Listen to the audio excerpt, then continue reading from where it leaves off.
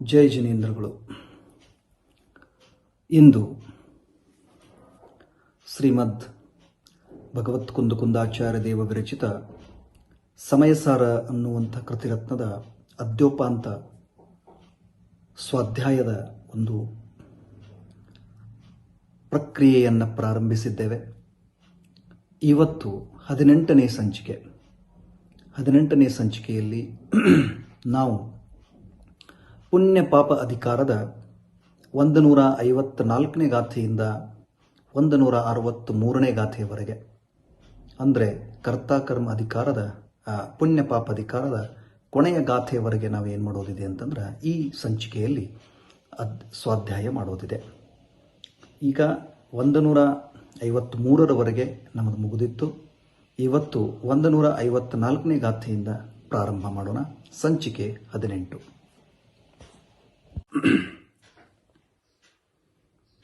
ಓಂ ನಮಃ ಸಿದ್ಧೇಭ್ಯಃ.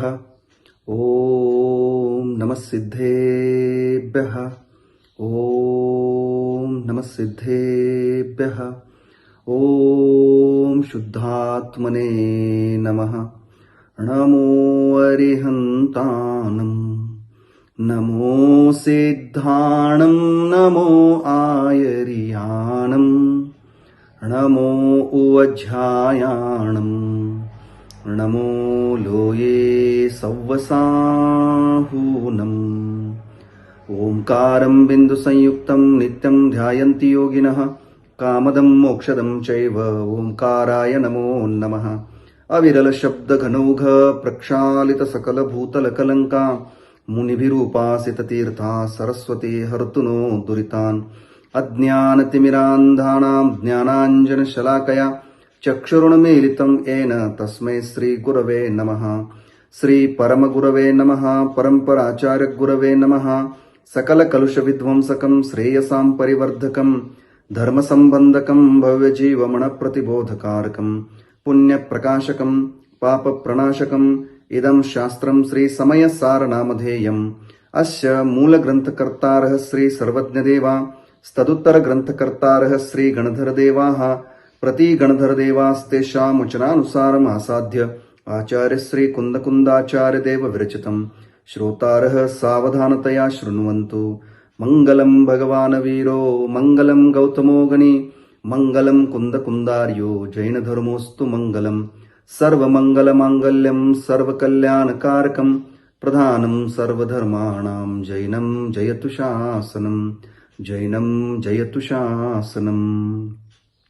ನಮಃ ಸಮಯಸಾರಾಯ ಸ್ವಾನುಭೂತ್ಯಾ ಚಕಾಸತೆ ಚಿತ್ಸ್ವಭಾವಾಯ ಭಾವಾಯ ಸರ್ವಭಾವಾಂತರಚ್ಛಿದೆ ಸರ್ವಭಾವಾಂತರಚ್ಛಿದೆ. ವಂದಿತ್ತು ಸೌವಸಿದ್ಧೆ ಧುವಮಚಲ ಮನೋವಂ ಗದಿಂ ಪತ್ತೆ. ಓಚ್ಛಾಮಿ ಸಮಯ ಪಾಹುಡ ಮಿನಮೋ ಸುದ ಕೇವಲೀ ಭನಿದಂ. ಮಿನಮೋ ಸುದ ಕೇವಲೀ ಭನಿದಂ.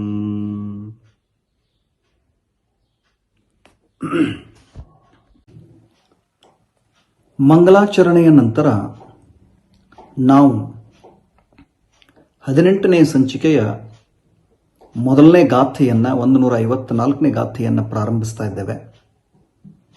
153ನೇ ಗಾಥೆಯಲ್ಲಿ ಈ ಜ್ಞಾನವೇ ಮೋಕ್ಷದ ಕಾರಣ ಇದೆ ಮತ್ತು ಅಜ್ಞಾನವೇ ಬಂಧದ ಕಾರಣ ಇದೆ ಅನ್ನುವಂಥದ್ದು ನಿಯಮ ಇದೆ ಅನ್ನುವಂಥ ಮಾತನ್ನ ಹೇಳಿದ್ದಾರೆ. ಈಗ ನಾವು 154ನೇ ಗಾಥೆಯನ್ನು ನೋಡೋದಿದೆ.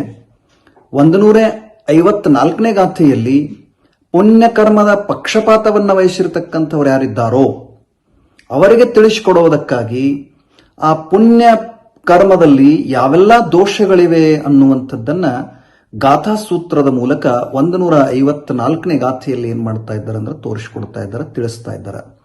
ಅದನ್ನ ನಾವೇನ್ ಮಾಡೋದಿದೆ ಅಂತಂದ್ರೆ 154ನೇ ಗಾಥೆಯನ್ನು ಪಾಠ ಮಾಡೋಣ. ಆಮೇಲೆ ಗಾಥೆಯೊಳಗಿರುವ ಅರ್ಥವನ್ನ ನೋಡೋಣ. ಇದು ಪುಣ್ಯ ಪಾಪ ಅಧಿಕಾರದ 154ನೇ ಗಾಥೆ. ಪರಮಟ್ಟ ಬಾಹೀರಾ ಜೇತೆ ಅನ್ನಾನೇನ ಪುನ್ನಮಿಚ್ಛಂತಿ ಸಂಸಾರ ಗಮನ ಹೇದುಂ ಪೀಮೊಕ್ಕ ಹೇದುಂ ಅಜಾನಂತ. ಕನ್ನಡದಲ್ಲಿ ಯಾರು ಪರಮಾರ್ಥದಿಂ ಪರಗಿರ್ದು ಅಜ್ಞಾನದಿಂ ಪುಣ್ಯವನೆ ಇಚ್ಛಿ ಪರವರು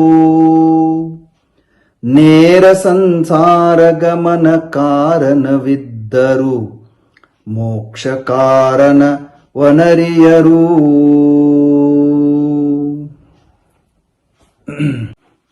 ಹೀಗೆ 154ನೇ ಗಾಥೆಯನ್ನ ಪಾಠ ಮಾಡಿದ್ವಿ. ಈ ಗಾಥೆಯಲ್ಲಿ ಬಹಳ ಸ್ಪಷ್ಟವಾಗಿ ಏನ್ ಮಾಡಿದಾರ ಅಂತಂದ್ರ ಒಂದು ಸಂಗತಿಯನ್ನ ಬಹಳ ಸುಂದರವಾಗಿ ಹೇಳಿದಾರ. ಆ ಗಾಥೆಯ ಅರ್ಥವನ್ನ ನಾವೇನ್ ಮಾಡೋಣ ಅಂತಂದ್ರ ನೋಡೋಣ. ನೋಡಿ ಏನ್ ಹೇಳ್ತಾರ. ಜೇ ಪರಮಠ ಬಾಹಿರ ತೇ ಮೋಕ್ಕ ಹೇದುಂ ಅಜಾನಂತ ಸಂಸಾರ ಗಮನ ಹೇದುಂಪಿ ಅನ್ನಾನೇನ ಪುಣ್ಣಂ ಇಚ್ಛಂತಿ. ನೋಡಿ ಬಹಳ ಸ್ವಚ್ಛವಾಗಿರತಕ್ಕಂಥ ಮಾತಿದೆ. ಯಾರು ಪರಮಠ ಬಾಹಿರ ಪರಮಾರ್ಥದಿಂದ ಹೊರಗಿದ್ದಾರೆ ಅವರು ಪುಣ್ಯಕರ್ಮದ ಪಕ್ಷಪಾತವನ್ನ ಮಾಡತಕ್ಕಂಥ ಯಾರಿದ್ದಾರಲ್ಲ ಜೀವ, ಅಜ್ಞಾನಿ ಜೀವ, ಅವನಿಗೆ ಈ ಮಾತನ್ನು ಹೇಳ್ತಾ ಇದ್ದಾರೆ. ನೋಡಪ್ಪ, ಜೇ ಪರಮಠ ಬಾಹಿರ ಯಾರು ಪರಮಾರ್ಥದಿಂದ ಹೊರಗಿದ್ದಾರೆ ತೇ ಅವರು ಮೋಕ್ಷ ಹೇದುಂ ಮೋಕ್ಷದ ಕಾರಣವನ್ನ ಅಜಾನಂತ ತಿಳಿಯಲಾರದೆ. ಅಜಾನಂತ ಅಂದ್ರೆ ತಿಳಿಯಲಾರದೆ, ಅಜಾನಂತ ಅಂದ್ರೆ ತಿಳಿಯಲಾರದೆ, ಸಂಸಾರ ಗಮನ ಹೇದುಂಪಿ ಸಂಸಾರ ಗಮನಕ್ಕೆ ಕಾರಣ ಆಗಿದ್ರೂ ಕೂಡ ಅನ್ನಾನೇನ ಅಜ್ಞಾನದಿಂದ ಪುಣ್ಣಂ ಇಚ್ಛಂತಿ ಅಜ್ಞಾನದಿಂದ ಪುಣ್ಯವನ್ನ ಮೋಕ್ಷದ ಕಾರಣ ಅಂತ ಹೇಳಿ ತಿಳ್ಕೊಂಡು, ಪುಣ್ಯಂದ್ರನೇ ಮೋಕ್ಷದ ಕಾರಣದ ಅಂತ ತಿಳ್ಕೊಂಡು ಅಜ್ಞಾನದಿಂದ ಅದನ್ನೇ ಬಯಸ್ತಾರ, ಅದನ್ನೇ ಇಚ್ಛೆ ಪಡ್ತಾರ. ಅದಕ್ಕ ಮೋಕ್ಷವನ್ನ ಅಭಿಲಾಷೆ ಮಾಡುವಂತಹ ಜೀವಗಳು, ಮೋಕ್ಷದ ಇಚ್ಛೆಯನ್ನ ಮಾಡತಕ್ಕಂಥ ಜೀವಿಗಳು ಮೋಕ್ಷವನ್ನ ಹೊಂದಲಿಕ್ಕೆ ಪುಣ್ಯವನ್ನೇನ್ ಮಾಡ್ತಾರ ಅಂತಂದ್ರೆ ಕಾರಣ ಅಂತ ತಿಳ್ಕೊಂಡು ಏನು ಬಯಸ್ತಾರಲ್ಲ, ಇದು ಬಹಳ ದೊಡ್ಡ ಅಜ್ಞಾನದ. ಯಾಕಂದ್ರೆ ಪರಮಾರ್ಥದಿಂದ ಹೊರಗಿದ್ದಾರವರು. ಪರಮಾರ್ಥದಿಂದ ಹೊರಗಿರ್ತಕ್ಕಂಥವ್ರು ಮೋಕ್ಷದ ಕಾರಣವನ್ನು ಏನ್ ಮಾಡ್ಲಿಕ್ಕೆ ಸಾಧ್ಯ ಇಲ್ಲ ಅಂದ್ರೆ ತಿಳಿಲಿಕ್ಕೆ ಸಾಧ್ಯ ಇಲ್ಲ. ಆ ಕಾರಣದಿಂದ ಅವ್ರು ಏನ್ ಮಾಡ್ತಾರ ಅಂತಂದ್ರೆ ಮೋಕ್ಷಕ್ಕೆ ಪುಣ್ಯನ ಕಾರಣದ ಅಂತ ತಿಳ್ಕೊಂಡ ಅಜ್ಞಾನದಿಂದ ಪುಣ್ಯವನ್ನ ಇಚ್ಛೆ ಪಡ್ತಾರ, ಪುಣ್ಯವನ್ನ ಬಯಸ್ತಾರ. ಇದಿಷ್ಟು 154ನೇ ಗಾಥೆಯ ಅರ್ಥದ. ಅಂದ್ರ ಪುಣ್ಯಕರ್ಮದ ಪಕ್ಷಪಾತಿ ಯಾರಿದ್ದಾರಲ್ಲ ಅದ್ರೊಳಗೆ ಏನ್ ದೋಷ ಇದೆ, ಅದ್ರೊಳಗೆ ಏನ್ ದೋಷ ಇದೆ ಅಂತಂದ್ರ ಪುಣ್ಯ ಸಂಸಾರದ ಗಮನಕ್ಕೆ ಕಾರಣದ. ಆದ್ದರಿಂದ ಪುಣ್ಯ ಏನಲ್ಲ ಅಂದ್ರ ಮೋಕ್ಷದ ಕಾರಣ ಅಲ್ಲ. ಅದಕ್ಕೆ ನೀ ಪುಣ್ಯವನ್ನ ಬಯಸಬೇಡ, ಧರ್ಮವನ್ನ ಬಯಸಪ್ಪ ಅನ್ನುವಂಥ ಮಾತು ಇಲ್ಲೇನದ ಅಂತಂದ್ರೆ ಸ್ಪಷ್ಟವಾಗಿ ವ್ಯಕ್ತ ಆಗ್ತಾ ಇದೆ. 154ನೇ ಗಾಥೆ ತಿಳಿತಾ. ಅಂದ್ರೆ ಹೀಗೆ ಪುಣ್ಯವನ್ನೇ ಇಡೀ ಜಗತ್ತೇ ಏನ್ ಮಾಡ್ತದ ಅಂತಂದ್ರ ಬಯಸ್ತದ. ಅದ್ರೊಳಗ ಆ ರೀತಿಯಾಗಿರ್ತಕ್ಕಂಥ ಪರಿಣತಿ, ಅಲ್ಲಿ ಮಿಸ್ಟೇಕ್ಸ್ ಇಲ್ಲ. ಪುಣ್ಯವನ್ನು ಇಚ್ಛೆ ಪಡ್ತಾರ, ಆದ್ರೆ ಪುಣ್ಯವೇ ಮೋಕ್ಷದ, ಪುಣ್ಯದಿಂದಲೇ ಮೋಕ್ಷ ಹೋಗ್ತೀವಿ, ಪುಣ್ಯನ ಮೋಕ್ಷದ ಕಾರಣದ, ಹಿಂಗೇನು ಮನ್ನಿಸ್ತಾರಲ್ಲ, ಇದು ತಪ್ಪಿದೆ, ಇದು ಅಜ್ಞಾನ ಇದೆ. ಇದನ್ನ ಏನ್ ಮಾಡಬೇಡ ಅಂತಂದ್ರೆ ಈ ಪ್ರಕಾರ ನೀನು ತಿಳಿಬೇಡಪ್ಪ. ಅದಕ್ಕೆ ಪುಣ್ಯ ಕರ್ಮದ ಪಕ್ಷಪಾತವನ್ನ ಮಾಡತಕ್ಕಂಥವನೇ ಅದರೊಳಗೆ ಏನ್ ದೋಷದವ ಅನ್ನುವಂಥದ್ದನ್ನ ಸ್ವಲ್ಪ ತಿಳ್ಕೋ. ಪುಣ್ಯದಿಂದ ಸಂಸಾರದ ಪರಿಭ್ರಮಣದ, ಅದಕ್ಕೆ ಪುಣ್ಯವನ್ನ ನೀನು ಪುಣ್ಯದಿಂದ ಮೋಕ್ಷವನ್ನು ಪಡಿತೀನಿ ಅನ್ನುವಂಥ ಅಭಿಪ್ರಾಯವನ್ನ ಬಿಟ್ಟು ಬಿಡಪ್ಪ ಅನ್ನೋದರ ಸಲುವಾಗಿ 154ನೇ ಗಾಥೆ ಆಯ್ತು. ಹೀಗೆ 154ನೇ ಗಾಥೆಯಲ್ಲಿ ಪುಣ್ಯ ಮೋಕ್ಷದ ಕಾರಣ ಅಲ್ಲ ಅನ್ನುವಂಥ ಮಾತನ್ನ ಏನ್ ಮಾಡಿದ್ರು ಅಂದ್ರೆ ಹೇಳಿದ್ರು. ಅದರಿಂದ ಸಂಸಾರ ಆಗ್ತದ, ಸಂಸಾರ ಪರಿಭ್ರಮಣಕ್ಕೆ ಕಾರಣದ ಅದು ಪುಣ್ಯ ಅನ್ನುವಂಥ ಮಾತು ಹೇಳಿದ್ರು. ಹಾಗಾದ್ರೆ ಇಲ್ಲಿ ಜೀವಿಗಳಿಗೆ ಇನ್ನೊಂದು ವಿಷಯ ಹೇಳಲೇಬೇಕಲ್ಲ. ಪುಣ್ಯಂತೂ ಏನಲ್ಲ ಅಂದ್ರೆ ಮೋಕ್ಷದ ವಾಸ್ತವಿಕ ಕಾರಣ ಅಲ್ಲ. ಹಾಗಾದ್ರೆ ಯಾವುದು ಮೋಕ್ಷಕ್ಕೆ ಹೋಗ್ಬೇಕಾದ್ರೆ ಯಾವುದು ವಾಸ್ತವಿಕ ಕಾರಣ ಇದೆ? ಜೀವಿಗಳಿಗೆ ವಾಸ್ತವಿಕವಾದಂತಹ ಮೋಕ್ಷದ ಕಾರಣವನ್ನು ಏನ್ ಮಾಡ್ತಾರಂತಂದ್ರೆ 155ನೇ ಗಾಥೆಯಲ್ಲಿ ತೋರಿಸ್ಕೊಡ್ತಾರೆ. ಬಹಳ ಸಿಸ್ಟಮ್ಯಾಟಿಕ್ ಏನಿದೆ ಅಂತಂದ್ರೆ ವರ್ಣನೆ ಇದೆ ಕುಂದಕುಂದಾಚಾರ್ಯರದ್ದು. ಶ್ರೀಮದ್ ಭಗವತ್ ಕುಂದಕುಂದಾಚಾರ್ಯರು ಸದೇಹವಾಗಿ ವಿದೇಹಕ್ಕೆ ಹೋಗಿ ಇಂಥ ಅದ್ಭುತವಾಗಿರತಕ್ಕಂಥ ನಿಧಿಯನ್ನ ಏನ್ ಮಾಡ್ಕೊಂಡಿದ್ದಾರೆ ಅಂತಂದ್ರೆ ತಗೊಂಡು ಬಂದಿದ್ದಾರೆ. ಅದರ ಮೂಲ ಗಾಥೆಗಳನ್ನು ಪಾಠ ಮಾಡೋದು ಕೂಡ ಒಂದು ಮಹಾನ್ ಸೌಭಾಗ್ಯದ ವಿಷಯ ಇದೆ. ಅಂಥ ಸೌಭಾಗ್ಯಕ್ಕೆ ನಾವು ಕನ್ನಡಿಗರೆಲ್ಲ ಏನಾಗಿದ್ದೀವಿ ಅಂತಂದ್ರೆ ಪ್ರಾಪ್ತಾಗಿದ್ದೀವಿ. ಅಂಥವರ ಗಾಥೆಗಳನ್ನು ನಾವು ಇಷ್ಟು ಶಾಂತತೆಯಿಂದ ಸಾವಧಾನತೆಯಿಂದ ಕುಳಿತುಕೊಂಡು ಅಧ್ಯಯನ ಮಾಡುವಂತಹ ಒಂದು ಯೋಗ ಬಂದಿದೆಯಲ್ಲ, ಇದು ನಿಜಕ್ಕೇನಿದೆ ಅಂತಂದ್ರೆ ಸುಯೋಗ ಇದೆ. ಬನ್ನಿ 155ನೇ ಗಾಥೆ ಪಾಠ ಮಾಡೋಣ ಹಾಗೂ ಅದರ ಅರ್ಥವನ್ನ ನೋಡೋಣ. ವಾಸ್ತವಿಕವಾದಂತಹ ಮೋಕ್ಷದ ಕಾರಣವನ್ನ ತೋರಿಸ್ತಾ ಇದ್ದಾರೆ. ಜೀವಾದಿ ಸದ್ದಹನಂ ಸಮ್ಮತ್ತಂ ತೇಸಿಮಧಿಗಮೋ ನಾನಂ ರಾಗಾದಿ ಪರಿಹರಣಂ ಚರಣಂ ಏಸೋದು ಮೊಕ್ಕಪಹೋ. ಕನ್ನಡದಲ್ಲಿ ನೋಡಿ ಎಷ್ಟು ಸೊಗಸಾಗಿದೆ. ಜೀವಾದಿಗಳ ಶ್ರದ್ಧೆ ಸಮ್ಯಕ್ತ್ವವಿದ್ದು ಅವುಗಳ ಅಧಿಗಮ ವಿಜ್ಞಾನವಿದೆ. ಇವಲ್ಲದೆ ರಾಗಾದಿಗಳ ತ್ಯಾಗ ಚಾರಿತ್ರವಿದ್ದು ಇದೇ ಮೋಕ್ಷದ ಮಾರ್ಗವಿದೆ. ಆಹಾ, ಎಷ್ಟು ಸುಂದರವಾದಂಥ ಗಾಥೆ ನೋಡಿ. ಪ್ರಶ್ನೆ ಏನಿತ್ತು ಶಿಷ್ಯಂದು ಅಂದ್ರ, ನೋಡಿ ಪುಣ್ಯ ಇದು ಮೋಕ್ಷದ ಕಾರಣ ಅಲ್ಲ, ಇದು ಸಂಸಾರದ ಕಾರಣದ ಅಂತ ಹೇಳಿದ್ರಿ. ನನಗಂತೂ ಮೋಕ್ಷಕ್ಕೆ ಹೋಗೋದಿದೆ, ಹಾಗಾದ್ರೆ ವಾಸ್ತವಿಕ ಮೋಕ್ಷದ ಕಾರಣ ಯಾವುದು? ಬಹಳ ಸುಂದರವಾಗಿರತಕ್ಕಂಥ ವಿಷಯದ ಪ್ರತಿಪಾದನೆ ನೋಡಿ. ಏನು ಮೋಕ್ಷದ ವಾಸ್ತವಿಕ ಕಾರಣ ಏನು ಅನ್ನುವಂಥದ್ದು 155ನೇ ಗಾಥೆಯಲ್ಲಿ ಏನ್ ಮಾಡ್ತಾ ಇದ್ದಾರೆ ಅಂದ್ರೆ ತೋರಿಸ್ತಾ ಇದ್ದಾರೆ. ಏನಿದೆ ವಾಸ್ತವಿಕ ಕಾರಣ ನೋಡಿ. ಜೀವಾದಿ ಸದ್ದಹನಂ, ಜೀವ ಮೊದಲಾದ ಪದಾರ್ಥಗಳ ಶ್ರದ್ಧೆ.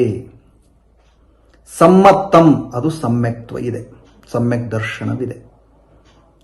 ತತ್ವಾರ್ಥ ಶ್ರದ್ಧಾನಂ ಸಮ್ಯಕ್ ದರ್ಶನ. ಅದಕ್ಕೆ ಜೀವ ಮೊದಲಾದ ಪದಾರ್ಥಗಳೇನಿದೆ ಆ ಪದಾರ್ಥಗಳ ಮೇಲೆ ಯಥಾರ್ಥವಾಗಿರತಕ್ಕಂಥ ಶ್ರದ್ಧೆ, ಅದು ಸಮ್ಯಕ್ ದರ್ಶನ ಇದೆ.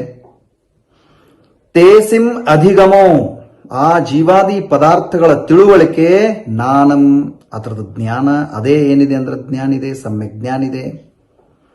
ಪದಾರ್ಥಗಳ ಶ್ರದ್ಧೆ ಸಮ್ಯಕ್ ದರ್ಶನ ಇದೆ. ಪದಾರ್ಥಗಳ ಜ್ಞಾನ ಅಥವಾ ಪದಾರ್ಥಗಳ ತಿಳುವಳಿಕೆ, ಅದು ಸಮ್ಯಕ್ ಜ್ಞಾನ ಇದೆ. ಮತ್ತು ಬಹಳ ಅದ್ಭುತ ಮಾತು ಮೂರನೇದ್ದು, ರಾಗಾದಿ ಪರಿಹರಣಂ, ರಾಗ ಮೊದಲಾದವುಗಳ ತ್ಯಾಗ. ರಾಗ, ದ್ವೇಷ, ಮಿಥ್ಯಾತ್ವ ಇವೆಲ್ಲವುಗಳ ತ್ಯಾಗವು ಏನಿದೆ ಅಂತಂದ್ರೆ ಅದು ಚಾರಿತ್ರ ಇದೆ. ಎರಡರ್ಥ ನಾಸ್ತಿಕಥನಿದೆ ಇಲ್ಲಿ. ಚಾರಿತ್ರ ಅಂದ್ರೆ ಸ್ವರೂಪದೊಳಗೆ ಮಗ್ನ ಆಗೋದು ಚಾರಿತ್ರ ಇದೆ. ಆದ್ರೆ ಇಲ್ಲಿ ಕುಂದ ಆಚಾರ್ಯರು ಚಾರಿತ್ರವನ್ನ ಈ ರೀತಿ ನಾಸ್ತಿ ರೂಪದಿಂದ ಹೇಳ್ತಾ ಇದ್ದಾರೆ. ಎಷ್ಟು ಸುಂದರ ಇದೆ ನೋಡಿ. ಶ್ರದ್ಧಾ ಮಾಡೋದು, ಜೀವಾದಿ ತತ್ವಗಳ ಶ್ರದ್ಧೆ ಸಮ್ಯಕ್ ದರ್ಶನ ಇದೆ. ಜೀವಾದಿ ತತ್ವಗಳ ಜ್ಞಾನ ಸಮ್ಯಕ್ ಜ್ಞಾನ ಇದೆ. ಆಹಾ, ಸಮ್ಯಕ್ ಚಾರಿತ್ರ ಯಾವುದು? ರಾಗ ಮೊದಲಾದವುಗಳ ತ್ಯಾಗ ಏನಿದೆ ಅಂತಂದ್ರೆ ಸಮ್ಯಕ್ ಚಾರಿತ್ರ ಇದೆ. ಎರಡು ಆಸ್ತಿಯಿಂದ ಹೇಳಿದ್ರು, ಚಾರಿತ್ರವನ್ನ ನಾಸ್ತಿಯಿಂದ ಹೇಳಿದ್ರು. ಯಾಕಂದ್ರೆ ರಾಗದಿಂದ ನಾವು ಚಿರಪರಿಚಿತ ಇದ್ದೇವೆ, ರಾಗದೊಳಗೆ ನಮ್ಮ ಜೀವನ ಹೊಂಟದ. ಆ ರಾಗವನ್ನು ಬಿಟ್ಟು ಕೊಡೋದ್ರ ಹೆಸರು ಏನದಂದ್ರೆ ಚಾರಿತ್ರದ. ವ್ರತ, ನಿಯಮ, ಶೀಲ, ಸಂಯಮಾದಿಗಳೆಲ್ಲ ಏನಿದ್ದಾವಲ್ಲ, ಇವೆಲ್ಲವುಗಳಲ್ಲಿ ನಾವು ಏನ್ ಮಾಡ್ತಾ ಇದ್ದೀವಿ ಅಂತಂದ್ರೆ ಚಾರಿತ್ರವನ್ನ ಕಾಣ್ತೇವೆ. ಇದು ಚಾರಿತ್ರ. ಅದನ್ನ ಇಲ್ಲಿ ಏನ್ ಮಾಡಿದಾರೆ ಅಂತಂದ್ರೆ ಹೇಳಿದಾರೆ, ಇದೇನಿದೆಯಲ್ಲ ಇದೇ ಏಸೋದು ಮೋಕ್ಷಪಹೋ, ಇದೇ ಮೋಕ್ಷದ ಮಾರ್ಗ ಇದೆ. ಇಷ್ಟು ಸಿಂಪಲ್ ಇದೆ. ಪುಣ್ಯ ಸಂಸಾರದ ಮಾರ್ಗ ಇದೆ ಅಂದ ಮೇಲೆ ಮೋಕ್ಷದ ವಾಸ್ತವಿಕ ಕಾರಣ ಯಾವುದು? ಮೋಕ್ಷದ ವಾಸ್ತವಿಕ ಕಾರಣ ಸಮ್ಯಕ್ ದರ್ಶನ, ತತ್ವಾರ್ಥಗಳ ಶ್ರದ್ಧೆ, ತತ್ವಾರ್ಥಗಳ ಜ್ಞಾನ ರೂಪದ ಸಮ್ಯಕ್ ಜ್ಞಾನ. ಆಮೇಲೆ ಆ ತತ್ವಾರ್ಥಗಳ ಸ್ವರೂಪ ಇರತಕ್ಕಂಥ ಆತ್ಮನಲ್ಲಿ ರಮನ ಮಾಡೋದು ಚಾರಿತ್ರ, ಸಮ್ಯಕ್ ಚಾರಿತ್ರ. ಅದನ್ನೇ ಇಲ್ಲಿ ಏನು ಹೇಳಿದ್ರೆ ಅಂದ್ರೆ ರಾಗ, ದ್ವೇಷ ಮೊದಲಾದವುಗಳ ತ್ಯಾಗ, ಅದೇ ಏನಿದೆ ಅಂದ್ರೆ ಸಮ್ಯಕ್ ಚಾರಿತ್ರ ಇದೆ. ಇವು ಮೂರು ಸಮ್ಯಕ್ ದರ್ಶನ, ಸಮ್ಯಕ್ ಜ್ಞಾನ, ಸಮ್ಯಕ್ ಚಾರಿತ್ರ ಏನಿದ್ದಾವಲ್ಲ, ಇವು ಏನಿದ್ದಾವಂದ್ರೆ ಮೋಕ್ಷದ ಮಾರ್ಗ ಇದಾವ. ಇದು ಮೂರೂ ಸೇರಿ ಒಂದು ಮಾರ್ಗ ಇದೆ ಅನ್ನುವಂಥದ್ದನ್ನ ಬಹಳ ಅಚ್ಚುಕಟ್ಟಾಗಿ ಸೊಗಸಾಗಿ 155ರಲ್ಲಿ ಕುಂದ ಪ್ರಭುಗಳು ಏನ್ ಮಾಡಿದ್ರು ಅಂತಂದ್ರೆ ತಿಳಿಸಿದರು. ಈ ರೀತಿಯಾಗಿ 155ನೇ ಗಾಥೆಯಲ್ಲಿ ಮೋಕ್ಷದ ಕಾರಣ ಏನಿದೆ ಅಂದ್ರೆ ರತ್ನತ್ರಯ ಇದೆ. ಸಮ್ಯಕ್ ದರ್ಶನ, ಸಮ್ಯಕ್ ಜ್ಞಾನ, ಸಮ್ಯಕ್ ಚಾರಿತ್ರ ಇದು ಮೋಕ್ಷದ ಕಾರಣ ಇದೆ ಅನ್ನುವಂಥದ್ದನ್ನು ಏನ್ ಮಾಡಿದ್ರು ಅಂದ್ರೆ ಸಿದ್ಧ ಮಾಡಿದ್ರು, ಪ್ರತಿಪಾದನೆ ಮಾಡಿದ್ರು. ಈಗ ಪರಮಾರ್ಥ ಮೋಕ್ಷ ಕಾರಣ ಏನಿದೆಯಲ್ಲ, ಮೋಕ್ಷ ಕಾರಣದಿಂದ ಪರಮಾರ್ಥ ರೂಪದ ಯಾವುದು ಮೋಕ್ಷ ಇದೆ, ಮೋಕ್ಷದ ಕಾರಣ ಇದೆ. ಆ ಕಾರಣದಿಂದ ಬೇರೆ ಇನ್ನಿತರ ಏನು ಕರ್ಮಗಳಿದ್ದಾವಲ್ಲ ಅವುಗಳ ನಿಷೇಧವನ್ನ 156ನೇ ಗಾಥೆಯಲ್ಲಿ ಮಾಡ್ತಾ ಇದ್ದಾರೆ. ಮೋಕ್ಷದ ಕಾರಣವನ್ನ ಬಿಟ್ಟು ಅಂದ್ರೆ ಪರಮಾರ್ಥವಾದಂತಹ ಮೋಕ್ಷ ಕಾರಣದಿಂದ ಬೇರೆ ಇರುವಂತಹ ಯಾವೆಲ್ಲ ಕ್ರಿಯೆಗಳಿದಾವಲ್ಲ ಅವುಗಳನ್ನ ಏನ್ ಮಾಡ್ತಾರೆ ಅಂದ್ರೆ ನಿಷೇಧ ಮಾಡ್ತಾರೆ. ಅದರ ಸಲುವಾಗಿ 156ನೇ ಗಾಥೆ ಇದೆ. ಆ 156ನೇ ಗಾಥೆಯನ್ನು ಪಾಠ ಮಾಡೋಣ, ಅದರ ಅರ್ಥವನ್ನ ನೋಡೋಣ. ಮತ್ತೂನ ನಿಶ್ಚಯಠಂ ವ್ಯವಹಾರೇನ ವಿದೂಸಪವಠಂತಿ ಪರಮಠಮಸ್ಸಿದಾನದು ಜದೀನ ಕಮ್ಮಖವೋ ವಿಹೋ. ಕನ್ನಡದಲ್ಲಿ ತ್ವರೆದು ನಿಶ್ಚಯಾರ್ಥವನು ವ್ಯವಹಾರದಿಂ ಪ್ರವರ್ತಿಪರು ವಿದ್ವಾಂಸರಾದರೆ ಪರಮಾರ್ಥಮಾಶ್ರಯಿಸಿದ ಸಂತರಿಗೆ ಕರ್ಮನಾಶವೆಂದಾಗಮದಿ ಪೇಳಿದೆ. ಬಹಳ ಸುಂದರವಾದಂಥ ಮಾತಿದು. ಮಾತ್ರ ಜ್ಞಾನದಿಂದವನ್ನ ನಾ ಬಹಳ ದೊಡ್ಡ ಜ್ಞಾನಿ ಇದ್ದೇನೆ, ನಾನು ಮೋಕ್ಷಕ್ಕೆ ಹೋಗ್ತೇನೆ ಅನ್ನೋ ಹಾಗಿಲ್ಲ. ನಾನು ಬಹಳ ಶಾಣ ಇದ್ದೇನೆ, ಬಹಳ ಜಾನ್ ಇದ್ದೇನೆ, ಎಲ್ಲಾ ಜ್ಞಾನವನ್ನು ಹೊಂದಿದ್ದೇನೆ, ಆಗಮ ಜ್ಞಾನ ನನಗೆ ಬಹಳ ಇದೆ, ನನಗೆ ಮೋಕ್ಷ ಆಗ್ತಿದೆ ಅನ್ನೋ ಹಾಗೆ ಇಲ್ಲ. ಕುಂದ ಆಚಾರ್ಯ ಭಗವಂತರು ಅದನ್ನೇನ್ ಮಾಡಿದಾರೆ ಅಂತಂದ್ರೆ ಎಚ್ಚರಿಸಿದ್ದಾರೆ, ನಮಗೆ ಬಹಳ ಸುಂದರವಾಗಿ ಎಚ್ಚರಿಸಿದ್ದಾರೆ. ಅದನ್ನು ನಾವು ಏನ್ ಮಾಡೋದಿದೆ ಅಂತಂದ್ರೆ ನೋಡೋದಿದೆ. ನೋಡಿ ಏನ್ ಹೇಳ್ತಾ ಇದ್ದಾರೆ 156ನೇ ಗಾಥೆ. ನಿಶ್ಚಯಠಂ ಅಂದ್ರೆ ನಿಶ್ಚಯನಯದ ವಿಷಯವನ್ನು ಮೊತ್ತೂನ ಅಂದ್ರೆ ಬಿಟ್ಟು ಕೊಟ್ಟು ವಿದುಸ ಅಂದ್ರೆ ವಿದ್ವಾಂಸರು ವ್ಯವಹಾರೇನ ವ್ಯವಹಾರದ ಮುಖಾಂತರ ಪವಠಂತಿ ಪ್ರವರ್ತಿಸ್ತಾರ. ನಿಶ್ಚಯನಯದ ವಿಷಯವನ್ನ ಬಿಟ್ಟುಕೊಟ್ಟು ವಿದ್ವಾಂಸರು ವ್ಯವಹಾರದ ಮುಖಾಂತರ ಪ್ರವೃತ್ತಿ ಮಾಡ್ತಾರ. ಆದರೆ ಪರಮಟ್ಟಮಸ್ಸಿದಾನ ಅಂದ್ರೆ ಪರಮಾರ್ಥವನ್ನ ಆತ್ಮಸ್ವರೂಪವನ್ನು ಆಶ್ರಯಿಸಿದ ಯಾರ ಪರಮಾರ್ಥ ಸ್ವರೂಪದ ಆಶ್ರಯವನ್ನ ತಗೊಳ್ತಾರ ಜದೀನ ಆ ಮುನೀಶ್ವರರಿಗೆನೆ ಕಮ್ಮಕ್ಕವೋ ಕರ್ಮಗಳ ನಾಶವನ್ನು ವಿಹಿಒ ಆಗಮದಲ್ಲಿ ಹೇಳಲಾಗಿದೆ. ವಿದ್ವಾಂಸರಿಗೇನಿಲ್ಲ ಅಂದ್ರೆ ಕರ್ಮಕ್ಷಯ ಇಲ್ಲ, ಮುನಿರಾಜರಿಗೆ ಕರ್ಮಕ್ಷಯ ಇದೆ. ಕಾರಣ ಏನು ಅಂದ್ರೆ ವ್ಯವಹಾರಿ ವಿದ್ವಾಂಸರು ವ್ಯವಹಾರದ ಆಶ್ರಯದೊಳಗಿದ್ದಾರೆ. ಭಾವಲಿಂಗಿ ದಿಗಂಬರ ಮಹಾರಾಜರು ದಿಗಂಬರ ಮುನಿರಾಜರೆಲ್ಲ ತಮ್ಮ ಸ್ವಯಂ ಆತ್ಮನ ಆಶ್ರಯದೊಳಗೆ ನಿಜ ಪರಮಾರ್ಥ ತತ್ವ ಯಾವುದಿದೆ ಅದರ ಆಶ್ರಯದೊಳಗಿರೋದ್ರಿಂದ, ಶುದ್ಧ ಸ್ವರೂಪದ ಆಶ್ರಯದೊಳಗಿರೋದ್ರಿಂದ, ಪರಮಾರ್ಥವನ್ನ ಆಶ್ರಯಿಸ್ತಾ ಇರೋದ್ರಿಂದ, ಅದರ ಆಶ್ರಯದೊಳಗಿರೋದ್ರಿಂದ ಅವರಿಗೇನಿದೆ ಅಂತಂದ್ರೆ ಕರ್ಮಗಳನ್ನ ನಾಶ ಮಾಡಲಿಕ್ಕೆ ಸಮರ್ಥಿದ್ದಾರನ್ನುವಂತ ಮಾತು ಆಗಮದಲ್ಲಿ ಬಂದಿದೆ. ವಿದ್ವಾನರಿಗೆ ಏನಿಲ್ಲ ಅಂದ್ರೆ ಕರ್ಮಗಳದ್ದು ನಾಶ ಇಲ್ಲ. ಕೇವಲ ವ್ಯವಹಾರದೊಳಗೆ ಪ್ರವರ್ತನೆ ಮಾಡತಕ್ಕಂಥ ಪಂಡಿತ ಜನರಿಗೆ ಕರ್ಮಕ್ಷಯ ಆಗೋದಿಲ್ಲ. ಕರೀತಾ ನಾನು ಬಹಳ ಶಾಣ ಇದ್ದೇನೆ, ನಾ ಬಹಳ ಆಗಮಗಳನ್ನು ಅಧ್ಯಯನ ಮಾಡಿದ್ದೇನೆ, ನಾ ಜ್ಞಾನಿ ಇದ್ದೇನೆ ಅಂತಂದ್ರೆ ಕರ್ಮಕ್ಷಯಕ್ಕೆ ನೀ ಅರ್ಹ ಇಲ್ಲಪ್ಪ. ಯಾಕೆ ಅರ್ಹ ಇಲ್ಲ? ಯಾಕಂದ್ರೆ ಕರ್ಮಕ್ಷಯ ಜ್ಞಾನದಿಂದಿಲ್ಲ, ಚಾರಿತ್ರದಿಂದ ಆಗ್ತದ. ಎಷ್ಟು ರಾಗದ ಅಭಾವ ರೂಪದ ಚಾರಿತ್ರ ನಮ್ಮಲ್ಲಿ ಪ್ರಕಟ ಆಗ್ತದ ಅಷ್ಟಷ್ಟು ಕರ್ಮಕ್ಷಯಕ್ಕೆ ಕಾರಣದ. ಅದು ಮುನಿರಾಜರಿಗೆ ಸಹಜವಾಗಿ ಆಗ್ತದೆ. ಆ ಕಾರಣದಿಂದ ನಿಶ್ಚಯನಯದ ವಿಷಯವನ್ನ ಬಿಟ್ಟುಕೊಟ್ಟು ಕೇವಲ ವ್ಯವಹಾರದ ಮುಖಾಂತರ ಪ್ರವರ್ತನೆ ಮಾಡತಕ್ಕಂಥ ವಿದ್ವಾಂಸರಿಗೆ ಪರಮಾರ್ಥದ ಆಶ್ರಯವನ್ನು ಅವರು ತಗೊಳ್ಳೋದಿಲ್ಲ. ಹೀಗಾಗಿ ಮುನೀಶ್ವರರಿಗೆ ಹೆಂಗ ಕರ್ಮಗಳದ್ದ ನಾಶ ಆಗ್ತದ, ಹಂಗ ವ್ಯವಹಾರದೊಳಗೆ ಪ್ರವರ್ತನೆ ಮಾಡತಕ್ಕಂಥ ಪಂಡಿತರಿಗೆ ವಿದ್ವಾನರಿಗೆ ಕರ್ಮದ ಕ್ಷಯ ಇಲ್ಲ ಅನ್ನುವಂಥ ಮಾತು ಆಗಮದಲ್ಲಿಯೇ ಇದೆ. ಆ ಕಾರಣದಿಂದ ಇಲ್ಲಿ ಮೋಕ್ಷ ಕಾರಣ ಯಾವುದಿದೆಯಲ್ಲ ಅದರಿಂದ ಬೇರೆ ಯಾವೆಲ್ಲ ಕರ್ಮಗಳಿದ್ದಾವ, ಬೇರೆ ಯಾವೆಲ್ಲ ಕಾರ್ಯಗಳಿದ್ದಾವ ಅವುಗಳಿಂದ ನಮಗೆ ಹಿತ ಆಗೋದಿಲ್ಲ. ಅದಕ್ಕೆ ಅವುಗಳನ್ನ ನಿಷೇಧ ಮಾಡಿ 156ನೇ ಗಾಥೆಯೊಳಗೆ ಈ ಮಾತನ್ನು ಏನ್ ಮಾಡಿದಾರೆ ಅಂದ್ರೆ ಹೇಳಿದ್ದಾರೆ. ಏನೆಲ್ಲಾ ಕಾರ್ಯ ಮಾಡಿದ್ರು ಕೂಡ ವಿದ್ವಾಂಸರಿಗೆ ಕರ್ಮಕ್ಷಯ ಇಲ್ಲ. ಮುನಿರಾಜರಿಗೆ ಆತ್ಮಸ್ವರೂಪವನ್ನ ಆಶ್ರಯಿಸಿರ್ತಕ್ಕಂಥ ಮುನಿರಾಜರಿಗೆ ಕರ್ಮಗಳ ನಾಶ ಮಾಡುವಂತಹ ಸಾಮರ್ಥ್ಯ ಇದೆ, ಅವರಿಗೇ ನಾಶ ಆಗ್ತವನ್ನುವಂತ ಮಾತು ಆಗಮದೊಳಗೂ ಕೂಡ ಏನಾಗಿದೆ ಅಂದ್ರೆ ಪ್ರಸಿದ್ಧಿದೆ ಅನ್ನುವಂತ ಮಾತನ್ನ 156ನೇ ಗಾಥೆಯಲ್ಲಿ ಏನ್ ಮಾಡಿದ್ರು ಅಂತಂದ್ರೆ ಪ್ರಕಟಪಡಿಸಿದ್ರು. 156ನೇ ಗಾಥೆಯಲ್ಲಿ ಪರಮಾರ್ಥದಿಂದ ಮೋಕ್ಷದ ಕಾರಣ ಯಾವುದಿದೆ ಆ ಕ್ರಿಯೆಗಳನ್ನು ಹೊರತುಪಡಿಸಿ ಉಳಿದೆಲ್ಲ ಕಾರ್ಯಗಳನ್ನು ಏನು ಮಾಡಿದರು ಅಂತಂದ್ರೆ ನಿಷೇಧ ಮಾಡಿದರು.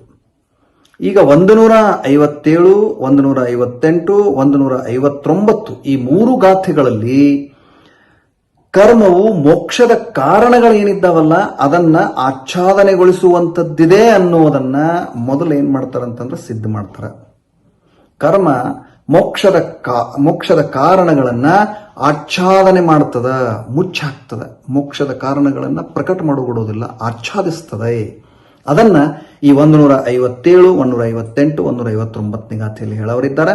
ಮೊದಲು ಏನ್ ಮಾಡೋಣ ಅಂತಂದ್ರೆ ಬಹಳ ಸುಂದರ ಒಂದು ದೃಷ್ಟಾಂತದ ಮೂಲಕ ಈ ಮಾತನ್ನು ಹೇಳ್ತಾ ಇದ್ದಾರೆ. 157, 58, 59 3 ಗಾಥೆಗಳನ್ನ ಪಾಠ ಮಾಡೋಣ, ಆಮೇಲೆ ಅದರ ಅರ್ಥವನ್ನ ನೋಡೋಣ. ವತ್ತಸ್ಸ ಸೇದ ಭಾವೋ ಜಹನಾ ಸೇದಿಮಲ ಮೇಲನಾ ಸತ್ತೋ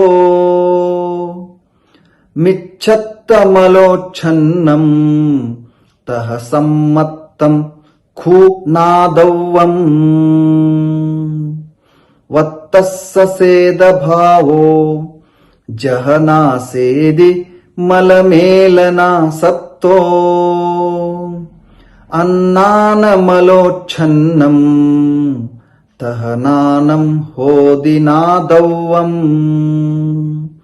ವತ್ತಸ್ಸ ಸೇದ ಭಾವೋ ಜಹನಾ ಸೇದಿ ಮಲಮೇಲನಾ ಸತ್ತೋ ಕಸಾಯಮಲೋಚ್ಛನಂ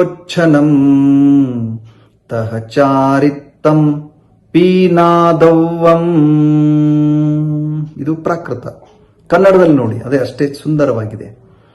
ಹೇಗೆ ವಸ್ತ್ರದ ಶ್ವೇತ ಭಾವ ಮಲಮಲಿನ ಲಿಪ್ತದಿಂ ನಾಶವಾಗುವುದು, ಹಾಗೆ ಮಿಥ್ಯಾತ್ವ ಮಲಲೇಪದಿಂ ನಿಜದಿ ಸಮ್ಯಕ್ತ್ವದ ನಾಶವೆಂದರಿವುದು. ಹೇಗೆ ವಸ್ತ್ರದ ಶ್ವೇತ ಭಾವ ಮಲಮಲಿನ ಲಿಪ್ತದಿಂ ನಾಶವಾಗುವುದು, ಹಾಗೆ ಅಜ್ಞಾನ ಮಲಲೇಪದಿಂ ನಿಜದಿ ಸುಜ್ಞಾನದ ನಾಶವೆಂದರಿವುದು. ಹೇಗೆ ವಸ್ತ್ರದ ಶ್ವೇತ ಭಾವ ಮಲಮಲಿನ ಲಿಪ್ತದಿಂ ನಾಶವಾಗುವುದು, ಹಾಗೆ ಕಷಾಯ ಮಲಲೇಪದಿಂ ನಿಜದಿ ಚಾರಿತ್ರದ ನಾಶವೆಂದರಿವುದು. ನೋಡಿ, 157, 158, 159ನೇ ಗಾಥೆಗಳನ್ನ 3 ಗಾಥೆಗಳನ್ನು ನಾವು ಏನ್ ಮಾಡ್ಕೊಂಡಿದ್ದೀವಿ ಅಂತಂದ್ರೆ ಪಾಠ ಮಾಡಿದ್ದೇವೆ. 3 ಒಂದು ಸಾಲ್ ಸೇಮ್ ಇದೆ. 3 ಗಾಥೆಗಳಿದೆ. 3 ಗಾಥೆಗಳಲ್ಲಿ ಮೊದಲನೇ ಲೈನ್ ಏನಿದೆಯಲ್ಲ ಸೇಮ್ ಟು ಸೇಮ್ ಇದೆ. ಹೇಗೆ ವಸ್ತ್ರದ ಶ್ವೇತ ಭಾವವು ಮಲಮಲಿನ ಲಿಪ್ತದಿಂ ನಾಶವಾಗುವುದು, ವತ್ತಸ್ಸ ಸೇದ ಭಾವೋ ಜಹನಾಸೇದಿ ಮಲಮಲೇನಾ ಸತ್ತೋ, ಮಲಮೇಲನಾ ಸತ್ತೋ, ಮಲಮೇಲನಾ ಸತ್ತೋ, ಮಲಮೇಲನಾ ಸತ್ತೋ, ಜಹನಾಸದಿ ಜಹನಾಸದಿ ಜಹನಾಸದಿ, ವತ್ತಸ್ಸ ಸೇದ ಭಾವ, ವತ್ತಸ್ಸ ಸೇದ ಭಾವ, ವತ್ತಸ್ಸ ಸೇದ ಭಾವ. ಇದು ಒಂದನೇ ಲೈನ್ ಏನಿದೆಯಲ್ಲ ಇದು 3 ಸಲ ರಿಪೀಟ್ ಆಗಿದೆ. ಒಂದ್ರೊಳಗ ಮಿಥ್ಯಾತ್ವವನ್ನ ಹೇಳ್ತಾ ಇದ್ದಾರೆ. ಮಿಥ್ಯಾತ್ವದಿಂದ ಸಮ್ಯಕ್ ದರ್ಶನ ನಾಶ ಆಗ್ತದೆ, ಅಜ್ಞಾನದಿಂದ ಸಮ್ಯಕ್ ಜ್ಞಾನ ನಾಶ ಆಗ್ತದೆ, ಕಷಾಯದಿಂದ ಸಮ್ಯಕ್ ಚಾರಿತ್ರ ನಾಶ ಆಗ್ತದೆ. ಈ ರೀತಿ ವ್ಯವಸ್ಥೆ ಇದೆ, ಬಹಳ ಸುಂದರ ಇದೆ ನೋಡಿ. ಕರ್ಮ ಮೋಕ್ಷದ ಕಾರಣಗಳನ್ನು ಹೆಂಗ ಆಚ್ಛಾದನೆಗೊಳಿಸ್ತದ ಅನ್ನುವಂತ ವಿಷಯ ಇದೆ ಇದರಲ್ಲಿ. ಅದರ ಅರ್ಥವನ್ನ 3 ಗಾಥೆಗಳ ಅರ್ಥವನ್ನ ನಾವು ಏನ್ ಮಾಡೋದಿದೆ, ನೋಡೋದಿದೆ ನೋಡಿ. ಏನ್ ಹೇಳ್ತಾರೆ 157, 58, 59ನೇ ಗಾಥೆ. ಅದರ ಅರ್ಥ ಜಹವತ್ತಸ್ಸ ಯಾವ ಪ್ರಕಾರ ಬಟ್ಟೆ, ವತ್ತಸ್ ಅಂದ್ರೆ ವಸ್ತ್ರ, ವಸ್ತ್ರ ಅಂದ್ರೆ ಬಟ್ಟೆ. ಯಾವ ಪ್ರಕಾರ ಬಟ್ಟೆಯ ಸೇದಭಾವೋ, ಸೇದಭಾವ ಅಂದ್ರೆ ಬೆಳ್ಳಗಿನ ಇರುವಿಕೆ, ಶುಭ್ರಭಾವ, ಶ್ವೇತವರ್ಣ ಅಂದಂಗ. ಯಾವ ರೀತಿ ಬಟ್ಟೆಯ ಬೆಳ್ಳಗಿನ ಇರುವಿಕೆ ಏನಾಯ್ತು, ಮಲ ಮೇಲನಾ ಸತ್ತು, ಹೊಲಸು ಕೂಡುವುದರಿಂದ ಲಿಪ್ತ ಆಗ್ತಾ ನಾಶವಾಗಿ ಬಿಡುತ್ತದೆ. ಬಟ್ಟೆಯ ಬೆಳ್ಳಗಿನ ಬಿಳಿ ಬಣ್ಣ ಅದರ ಮೇಲೆ ಮಾಲಿನ್ಯ ಕೂಡಿರೋದ್ರಿಂದ, ಮಲಿನತೆ ಕೂಡಿರೋದ್ರಿಂದ ಅದೇನಾಗ್ತದ ಅಂತಂದ್ರೆ ನಾಶ ಆಗಿಬಿಡ್ತದ. ಬಿಳಿ ವಸ್ತ್ರದ ಮೇಲೆ ಏನಾದರೂ ಮಾಲಿನ್ಯ ಕೂತಿತ್ತು ಅಂತಂದ್ರೆ ಅದು ಶುಭ್ರತೆ ನಾಶ ಆಗಿ ಹೋಗ್ತದಲ್ಲ, ಹೊಲಸಾಗ್ತದೆ, ಮಲಿನ ಆಗ್ತದೆ. ತಿರೋಭೂತವಾಗಿ ಹೋಗುತ್ತದೆ. ಅದು ಬಿಳಿ ಇದ್ದದ್ದು ಕಪ್ಪನು ಆಗಬಹುದು, ಹೆಚ್ಚು ಕಪ್ಪತನ ಬಿದ್ದು ಬಿದ್ದು ಬಿದ್ದು ಬಿದ್ದು ಅದು ಕಪ್ಪಾಗಿಬಿಡಬಹುದು. ಅದೇ ಪ್ರಕಾರ ಮಿಚ್ಚತ್ತಮಲೊಚ್ಚನ್ನಂ, ಮಿಥ್ಯಾತ್ವ ರೂಪದ ಹೊಲಸಿನಿಂದ ವ್ಯಾಪ್ತವಾಗುತ್ತಾ ಅಂದ್ರೆ ಲಿಪ್ತ ಆಗ್ತಾ, ಸಮ್ಮತ್ತಂ ಖೂ, ಸಮ್ಯಕ್ತ್ವವು ನಿಜವಾಗಿ ತಿರೋಭೂತವಾಗುತ್ತದೆ. ಸಮ್ಯಕ್ತ್ವ ತಿರೋಭೂತ ಆಗೋದಂದ್ರೆ ಏನು? ಮಿಥ್ಯಾತ್ವ ಆಗೋದು. ಸಮ್ಯಕ್ತ್ವದ ತಿರೋಭಾವ ಅಂದ್ರೆ ಮಿಥ್ಯಾತ್ವ. ತಿಳಿತಾ? ಹೆಂಗ ಒಂದು ವಸ್ತ್ರದ ಮೇಲೆ ಮಾಲಿನ್ಯ ಕುಳಿತುಕೊಂಡು ಕುಳಿತುಕೊಂಡು ಕುಳಿತುಕೊಂಡು ಕುಳಿತುಕೊಂಡು ಆ ಶುಭ್ರ ವಸ್ತ್ರ ಏನಾಗ್ತದಂತಂದ್ರೆ ಬಣ್ಣವನ್ನೇ ಬದಲಿಸಿಕೊಳ್ಳುತ್ತದೆ. ಅದರ ಬಣ್ಣ ಬದಲಾಗಿ ಹೋಗ್ತದೆ, ಮಲಿನಾಗಿ ಹೋಗ್ತದೆ. ಅದೇ ಪ್ರಕಾರ ಮಿಥ್ಯಾತ್ವ ರೂಪದ ಹೊಲಸಿನಿಂದ ವ್ಯಾಪ್ತ ಆಗ್ತಾ, ಲಿಪ್ತ ಆಗ್ತಾ, ಸಮ್ಮತ್ತಂ ಖು, ಸಮ್ಯಕ್ತ್ವ ನಿಜವಾಗಿ ಏನಾಗ್ತದ? ತಿರೋಭೂತ ಆಗ್ತದ. ನಾದವ್ವಂ, ಇದನ್ನು ತಿಳ್ಕೋಬೇಕು. ಸಮ್ಯಕ್ತ್ವವು ಕೂಡ ಮಿಥ್ಯಾತ್ವದ ಕಾರಣದಿಂದ, ಮಿಥ್ಯಾತ್ವ ರೂಪದ ಹೊಲಸಿನಿಂದ ವ್ಯಾಪ್ತ ಆಗ್ತಾ ಸಮ್ಯಕ್ತ್ವ ತಿರೋಭೂತ ಆಗಿ, ಅಂದ್ರೆ ಮಿಥ್ಯಾತ್ವ ರೂಪದಿಂದ ಏನಾಗ್ತದ ಅಂತಂದ್ರೆ ಕಾಣಿಸ್ತದ. ಮಿಥ್ಯಾತ್ವ ರೂಪವಾಗಿ ಅದೇನಾಗ್ತದೆ? ಸಮ್ಯಕ್ತ್ವ ಇದ್ದುದು ಉಲ್ಟಾ ಆಗಿಬಿಡ್ತದ, ಮಿಥ್ಯಾತ್ವ ಆಗಿಬಿಡ್ತದ. ಇದನ್ನು ನಾವು ತಿಳ್ಕೋಬೇಕು. ತಿಳಿತಾ? ಮಿಥ್ಯಾತ್ವ ರೂಪದ ಹೊಲಸ್ ಹತ್ತಿತು ಅಂತಂದ್ರೆ ಅದು ತಿರೋಭೂತ ಆಗಿ ಹೋಗ್ತದೆ. ಬಟ್ಟೆ ಹೆಂಗ ಬಣ್ಣ ಬದಲಾಯಿಸ್ತದಲ್ಲ ಹಂಗ ಸಮ್ಯಕ್ತು ಬದಲಾಗ್ತದೆ, ಹೊಲಸ್ ಉಲ್ಟಾ ಆಗ್ತದೆ, ವಿಪರೀತ ಆಗ್ತದೆ. ಮುಂದೆ ಯಾವ ಪ್ರಕಾರ ಬಟ್ಟೆಯ ಬೆಳ್ಳಗಿನ ಇರುವಿಕೆಯು ಹೊಲಸು ಕೂಡುವುದರಿಂದ ಲಿಪ್ತವಾಗಿ ನಾಶವಾಗಿ ಬಿಡುತ್ತದೆ, ತಿರೋಭೂತವಾಗಿ ಹೋಗುತ್ತದೆ, ಅದೇ ಪ್ರಕಾರ ಅಜ್ಞಾನ ರೂಪದ ಹೊಲಸಿನಿಂದ ವ್ಯಾಪ್ತವಾಗುತ್ತಾ ಲಿಪ್ತವಾಗುತ್ತಾ ಜ್ಞಾನವು ತಿರೋಭೂತವಾಗುತ್ತದೆ. ಸಮ್ಯಕ್ತು ಹೆಂಗ ತಿರೋಭೂತ ಆಯ್ತಲ್ಲ, ಅದೇ ಪ್ರಕಾರ ಈ ಹೊಲಸಿನಿಂದ, ಯಾವ ಹೊಲಸಿನಿಂದ ಇಲ್ಲಿ ಅಲ್ಲೇನ್ ಮಾಡ್ಕೊಂಡ್ರು ಅಂದ್ರೆ ಮಿಥ್ಯಾತ್ವ ರೂಪ ಹೊಲಸನ್ನ ತೆಗೆದುಕೊಂಡ್ರು. ಇಲ್ಲೇನ್ ತೆಗೆದುಕೊಂಡ್ರು ಅಂತಂದ್ರ ಇಲ್ಲಿ ಬಟ್ಟೆ, ಅದೇ ಪ್ರಕಾರ ಅಜ್ಞಾನ ರೂಪದ ಹೊಲಸಿನಿಂದ ಏನಾಗ್ತದ ಅಂತಂದ್ರ ವ್ಯಾಪ್ತ ಆಗ್ತಾ ಇಲ್ಲಿ ಬಟ್ಟೆ ಮಲಿನ ಆಗ್ತಾ ಇದೆ. ನೋಡಿ, 3 ಪ್ರಕಾರದ ಮಾಲಿನ್ಯತೆ ಇದೆ. ಮೊದಲನೇದ್ದು ಮಿಥ್ಯಾತ್ವ ರೂಪದ ಮಾಲಿನ್ಯ, ಎರಡನೇದ್ದು ಅಜ್ಞಾನ ರೂಪದ ಹೊಲಸು, ಅದರಿಂದನೂ ಬಟ್ಟೆ ಬಣ್ಣ ಬದಲಾಗ್ತದೆ, ಇದರಿಂದನೂ ಬಟ್ಟೆ ಬಣ್ಣ ಬದಲಾಗ್ತದೆ. ಅವಾಗ ಅಜ್ಞಾನ ಏನಾಗಿ ಹೋಯ್ತು ಅಂತಂದ್ರೆ ಅಜ್ಞಾನದ ರೂಪದ ಹೊಲಸಿನಿಂದ ಜ್ಞಾನ ಉಲ್ಟಾಗಿ ಹೋಯ್ತು, ಅಜ್ಞಾನನಾಗಿ ಹೋಯ್ತು, ಜ್ಞಾನದ ತಿರೋಭೂತ ಆಯ್ತು, ವಿಪರೀತ ಆಗಿ ಹೋಯ್ತು. ಇದನ್ನ ಈ ರೀತಿಯಾಗಿ ತಿಳ್ಕೋಬೇಕು. ಆಯ್ತಾ? ಇದಾದ ನಂತರ ಯಾವ ಪ್ರಕಾರ ಒತ್ತಸ್ಸ ಸೇದ ಭಾವೋ ಮಲ ಮೇಲನಾಸತ್ತೋ ನಾಸೇದಿ. ನೋಡ್ರಿ, ಅದೇ ಪ್ರಕಾರ ಬಟ್ಟೆ ಬೆಳ್ಳಗಿನ ಇರುವಿಕೆ ಹೊಲಸ್ಕೊಡೋದ್ರಿಂದ ಲಿಪ್ತ ಆಗ್ತಾ ನಾಶ ಆಗಿಬಿಡ್ತದ, ತಿರೋಭೂತ ಆಗ್ತದ. ಅದೇ ಪ್ರಕಾರವಾಗಿ ಕಷಾಯ ಮಲೋಚ್ಚನಂ, ಕಷಾಯ ರೂಪದ ಹೊಲಸಿನಿಂದ ವ್ಯಾಪ್ತ ಆಗ್ತಾ ಲಿಪ್ತ ಆಗ್ತಾ ಚಾರಿತ್ರ ಕೂಡ ಏನಾಗಿ ಬಿಡ್ತದ? ತಿರೋಭೂತ ಆಗಿ ಹೋಗ್ತದ ಅಂತ ತಿಳಿಬೇಕು. ಸಮ್ಯಕ್ ದರ್ಶನ ಹೋಯ್ತು ಅಂದ್ರೆ ದರ್ಶನ ರೂಪದ ಪ್ರವೃತ್ತಿ ಏನಿತ್ತು ಅದು ಮಿಥ್ಯಾತ್ವವಾಯ್ತು, ಜ್ಞಾನ ರೂಪದ ಪ್ರವೃತ್ತಿ ಅದು ಅಜ್ಞಾನ ಆಯ್ತು, ಚಾರಿತ್ರ ರೂಪದ ಪ್ರವೃತ್ತಿ ಅದು ಮಿಥ್ಯಾಚಾರಿತ್ರ ಆಯ್ತು. ಈ ಪ್ರಕಾರ ಅವು 3 ಏನಾಗ್ತವ ಅಂತಂದ್ರ ತಿರೋಭೂತ ಆಗಿ ಹೋಗ್ತವ. ಒಂದು ಹೊಲಸು ಆತ್ಮನ ಮೇಲೆ ಕೂಡಿರೋದ್ರಿಂದ, ಒಂದು ಮಾಲಿನ್ಯ ಆತ್ಮನನ್ನ ಆವರಿಸೋದ್ರಿಂದ ಆತ್ಮ ಏನಾಗಿ ಹೋಗ್ತಾನಂತಂದ್ರೆ ಅತ್ಯಂತ ಮಲಿನಾಗಿ ಹೋಗ್ತಾನ. ಭಯಂಕರ ಮಾಲಿನ್ಯ ಅಲ್ಲಿ ಬಂದು ಬಿಡ್ತದ, ತಿರೋಭೂತನ ಆಗ್ತದ. ತಿರೋಭೂತ ಅಂದ್ರೆ ರಿವರ್ಸ್, ತಿರೋಭೂತ ಅಂದ್ರೆ ಉಲ್ಟಾ ಆಗೋದು. ಸಮೀಚೀನ ಏನಿರ್ತತ್ತಲ್ಲ ಅದು ಸಮೀಚೀನದ ಉಲ್ಟಾ, ಅನಾದಿಯಿಂದ ಇದೆ ಪ್ರವೃತ್ತಿ. ತಿಳಿತಾ? ಇದು ಪುಣ್ಯ ಪಾಪದ ಸಂಬಂಧಿ ಇರತಕ್ಕಂಥ ಚರ್ಚೆಯ ಸಂದರ್ಭದೊಳಗೆ ಈ ವಿಷಯ ನಡೆದದ. ಅದಕ್ಕೆ ಇಲ್ಲಿ ಏನ್ ಹೇಳ್ಕೊಡ್ತಾ ಇದ್ದಾರಂದ್ರ ಕರ್ಮ ಮೋಕ್ಷದ ಕಾರಣಗಳನ್ನು ಹೆಂಗ ಆಚ್ಛಾದನೆ ಮಾಡ್ತದ. ಮಲಿನ ಮಿಥ್ಯಾತ್ವ ರೂಪದ ಮಾಲಿನ್ಯ, ಅಜ್ಞಾನ ರೂಪದ ಮಾಲಿನ್ಯ, ಕಷಾಯ ರೂಪದ ಮಾಲಿನ್ಯಗಳು ಶ್ರದ್ಧೆಯನ್ನ, ಜ್ಞಾನವನ್ನ, ಚಾರಿತ್ರವನ್ನ ಆಚ್ಛಾದಿತಗೊಳಿಸಿ ಒರಿಜಿನಲ್ ರೂಪಗಳನ್ನ ತಿರೋಭೂತವನ್ನಾಗಿ ಮಾಡಿಬಿಡ್ತವ. ಇದಿಷ್ಟು ಅರ್ಥ ಈ 3 ಗಾಥೆಗಳಲ್ಲಿ ಏನಾಗಿದೆ ಅಂದ್ರೆ ಸ್ಪಷ್ಟ ಆಗಿದೆ. ಅಂದ್ರ ಬಟ್ಟೆಯ ಮೇಲೆ ಮಾಲಿನ್ಯ ಕೂತ್ಕೊಳ್ಳೋದ್ರಿಂದ ಏನಾಗ್ತದ ಅಂತಂದ್ರೆ ಅದು ಹೆಂಗ ತನ್ನ ಬಣ್ಣವನ್ನೇ ಬದಲಿಸಿ ಬಿಡ್ತದ. ಬಿಳಿ ಇದ್ದದ್ದು ಬಿಳಿಯಿಂದ ರಹಿತಾಗಿ ಹೆಂಗ ಪ್ರವೃತ್ತಿ ಆಗ್ತದಲ್ಲ ಹಂಗ ಸಮ್ಯಕ್ ದರ್ಶನ, ಸಮ್ಯಕ್ ಜ್ಞಾನ, ಸಮ್ಯಕ್ ಚಾರಿತ್ರ ಆಗುವ ಬದಲಾಗಿ ಮಿಥ್ಯಾಜ್ಞಾನ, ಮಿಥ್ಯಾದರ್ಶನ, ಮಿಥ್ಯಾಜ್ಞಾನ, ಮಿಥ್ಯಾಚಾರಿತ್ರ ರೂಪದೊಳಗೆ ಏನಾಗ್ತದಂದ್ರೆ ಪ್ರವೃತ್ತಿ ಆಗ್ತದ. ಕಾರಣ ಏನು ಅಂದ್ರೆ ಕರ್ಮಗಳ ಆಚ್ಛಾದ ಏನದಲ್ಲ ಇದು ಆ ಒಂದು ಮಾಲಿನ್ಯವನ್ನು ಉಂಟು ಮಾಡಿ ಅದನ್ನು ತಿರೋಭೂತವನ್ನಾಗಿ ಮಾಡೋದ್ರಿಂದ ಈ ಪ್ರಕಾರ ಮಿಥ್ಯಾದರ್ಶನ, ಮಿಥ್ಯಾಜ್ಞಾನ, ಮಿಥ್ಯಾಚಾರಿತ್ರಗಳೇನಾಗ್ತವ ಅಂತಂದ್ರೆ ಪ್ರವೃತ್ತಿ ಆಗ್ತವ. ಅದಕ್ಕೆ ಇವೆಲ್ಲ ಮೋಕ್ಷದ ಕಾರಣವನ್ನ ಆಚ್ಛಾದನಗೊಳಿಸ್ತವ. ಅದಕ್ಕೆ ಕರ್ಮಗಳು ಮೋಕ್ಷವನ್ನ ಆಚ್ಛಾದಿಸ್ತವ ಅನ್ನುವಂಥ ಮಾತು ಇಲ್ಲಿ ಏನಾಗ್ಯದ ಅಂದ್ರೆ ಈ 3 ಗಾಥೆಗಳ ಮೂಲಕ 57, 58, 59, 157, 158, 159ನೇ ಗಾಥೆಗಳಲ್ಲಿ ವ್ಯಕ್ತ ಆಗಿದೆ.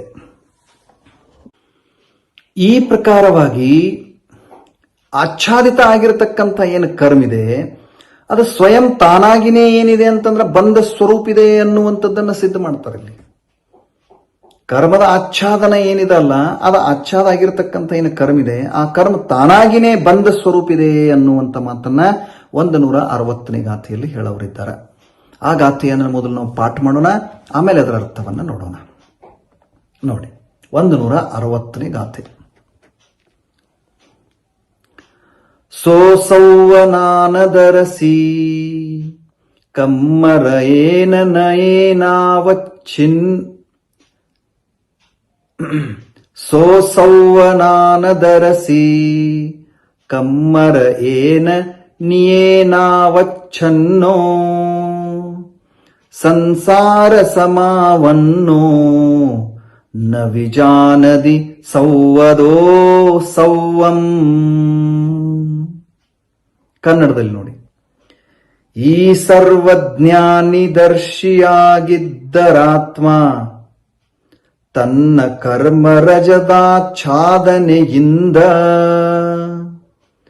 ಸಂಸಾರವನೇ ಪಡೆದವನು ಎಲ್ಲವನ್ನೆಲ್ಲ ರೀತಿಯಿಂದರಿಯದಾಗಿಹನು. ಬಹಳ ಸುಂದರವಾಗಿರ್ತಕ್ಕಂಥ ಗಾಥೆ 160ನೇ ಗಾಥೆ ನೋಡಿ. ಕರ್ಮವು ತಾನಾಗೆ ಸ್ವಯಮೇವ ಏನದ ಅಂದ್ರೆ ಬಂಧ ಸ್ವರೂಪನೇ ಇದೆ ಎನ್ನುವಂಥ ಮಾತಿದೆ. ಯಾರು ಬಂಧ ಮಾಡಿಸೋದಿಲ್ಲ, ಅದು ಸ್ವಯಂ ಬಂಧ ರೂಪಿದೆ, ಬಂಧ ಸ್ವರೂಪಣ ಇದೆ. ಆ ಮಾತನ್ನು ಇಲ್ಲಿ ಏನ್ ಮಾಡ್ತಾ ಇದ್ದಾರೆ ಅಂದ್ರೆ ಹೇಳ್ತಾ ಇದ್ದಾರೆ. 160ನೇ ಗಾಥೆ ಪುಣ್ಯ ಪಾಪ ಅಧಿಕಾರದ 160ನೇ ಗಾಥೆ ನೋಡಿ ಏನಿದೆ ಅರ್ಥ ನೋಡೋಣ. ಸೌವನಾನದರಸಿ, ಆಹಾ ಆ ಆತ್ಮನು ಸೌವನಾನದರಸಿ ಅಂದ್ರೆ ಎಲ್ಲವನ್ನ ತಿಳಿಯುವಂಥವನು ನೋಡುವಂಥವನು ಇದ್ದಾನೆ. ಆತ್ಮನ ಸ್ವಭಾವನ ಹೆಂಗದ ಅಂದ್ರ ಎಲ್ಲ ತಿಳಿತನ್ ಕೂಡ ಎಲ್ಲವನ್ನು ನೋಡ್ತಾನ ಕೂಡ, ಹೀಗಿದೆ ಅವನ ಸ್ವರೂಪ. ಆದರೂ ತನ್ನ ಕರ್ಮ ಮಲದಿಂದ ನೋಡಿ ಎಲ್ಲವನ್ನ ತಿಳಿಯುವಂಥವನಿದ್ದಾನ, ಎಲ್ಲವನ್ನ ನೋಡುವಂಥವನಿದ್ದಾನ. ಆದ್ರೂ ನೀ ಏನ ಕಮ್ಮರಯೇನ ತನ್ನ ಕರ್ಮ ಮಲದಿಂದ ಅವಚ್ಛನ್ನೋ ಲಿಪ್ತನಾಗ್ತಾ ವ್ಯಾಪ್ತನಾಗ್ತಾ ಸಂಸಾರವನ್ನು ಪಡ್ಕೊಳ್ತಾ ಅವನು ಸವ್ವಂ ಎಲ್ಲವನ್ನು ಸವ್ವದು ಎಲ್ಲ ಪ್ರಕಾರಗಳಿಂದ ನ ವಿಜಾನದಿ ತಿಳಿಯೋದಿಲ್ಲ, ನ ವಿಜಾನದಿ ತಿಳಿಯೋದಿಲ್ಲ. ಅಂದ್ರ ಆತ್ಮನ್ ಸ್ವಭಾವನ ಹೆಂಗದಂದ್ರೆ ಎಲ್ಲವನ್ನ ತಿಳಿಯುವಂಥವನು ಇದ್ದಾನ, ನೋಡುವಂಥವನು ಇದ್ದಾನ. ಆದ್ರೂ ಕೂಡ ಬಂಧ ಸ್ವರೂಪನ ಇದೆ ಅನ್ನುವಂಥ ಮಾತು ಹೇಳ್ತಾ ಇದ್ದಾರೆ ಇಲ್ಲಿ. ಆದ್ರೂ ಕೂಡ ಸ್ವಭಾವ ಹಾಗಿದೆ, ಒಂದು ಸ್ವಭಾವದಿಂದ ಎಲ್ಲವನ್ನ ತಿಳಿಯುವಂಥವ್ ನೋಡುವಂಥವ್ ಇದ್ದಾನ. ಆದ್ರೂ ಕೂಡ ಕರ್ಮಬಂಧದಿಂದ ಕರ್ಮ ಮಲದಿಂದ ಆಚ್ಛಾದಿತನಾಗ್ತಾ ಲಿಪ್ತ ಆಗ್ತಾ ವ್ಯಾಪ್ತ ಆಗ್ತಾ ಇರೋದ್ರಿಂದ ಸಂಸಾರವನ್ನ ಪ್ರಾಪ್ತ ಮಾಡ್ಕೊಳ್ತಾನ, ಸಂಸಾರವನ್ನ ಪಡ್ಕೊಳ್ತಾನ. ಸಂಸಾರವನ್ನ ಪಡ್ಕೊಂಡವ ಏನ್ ಮಾಡ್ತಾನ, ಎಲ್ಲವನ್ನು ಎಲ್ಲ ಪ್ರಕಾರಗಳಿಂದ ತಿಳಿಯುವುದೇ ಇಲ್ಲ. ಹೀಗಾಗಿ ಅದು ಬಂಧ ಸ್ವರೂಪದ ಬಂಧನದೊಳಗೆ ಏನ್ ತಿಳಿದು ಬರೋದಿದೆ.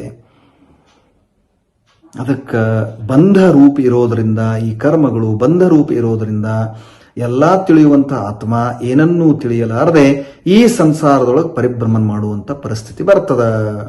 ಅದಕ್ಕೆ ಆತ್ಮ ಎಲ್ಲವನ್ನ ತಿಳಿಯುವಂಥವನು ನೋಡುವಂಥವನಿದ್ದಾನ. ಆದರೂ ಕೂಡ ತನ್ನ ಕರ್ಮಮಲದಿಂದ ಲಿಪ್ತ ಆಗ್ತಾ ಕರ್ಮಮಲದಿಂದ ವ್ಯಾಪ್ತ ಆಗ್ತಾ ಅವ ಏನ್ ಮಾಡ್ತಾನಂದ್ರೆ ಸಂಸಾರಕ್ಕೆ ಪ್ರಾಪ್ತ ಆಗಿ ಎಲ್ಲವನ್ನ ತಿಳಿಯುವಂಥವನಿದ್ದನು, ಎಲ್ಲ ಪ್ರಕಾರಗಳಿಂದ ತಿಳಿಯುವಂಥವಿದ್ದರೂ ಕೂಡ ಅವ ಎಲ್ಲವನ್ನೂ ಎಲ್ಲ ಪ್ರಕಾರಗಳಿಂದ ತಿಳಿಯುವುದೇ ಇಲ್ಲ. ಹೀಗೇನದ ಅಂತಂದ್ರೆ ಅವನ ಪರಿಸ್ಥಿತಿ ಅದ.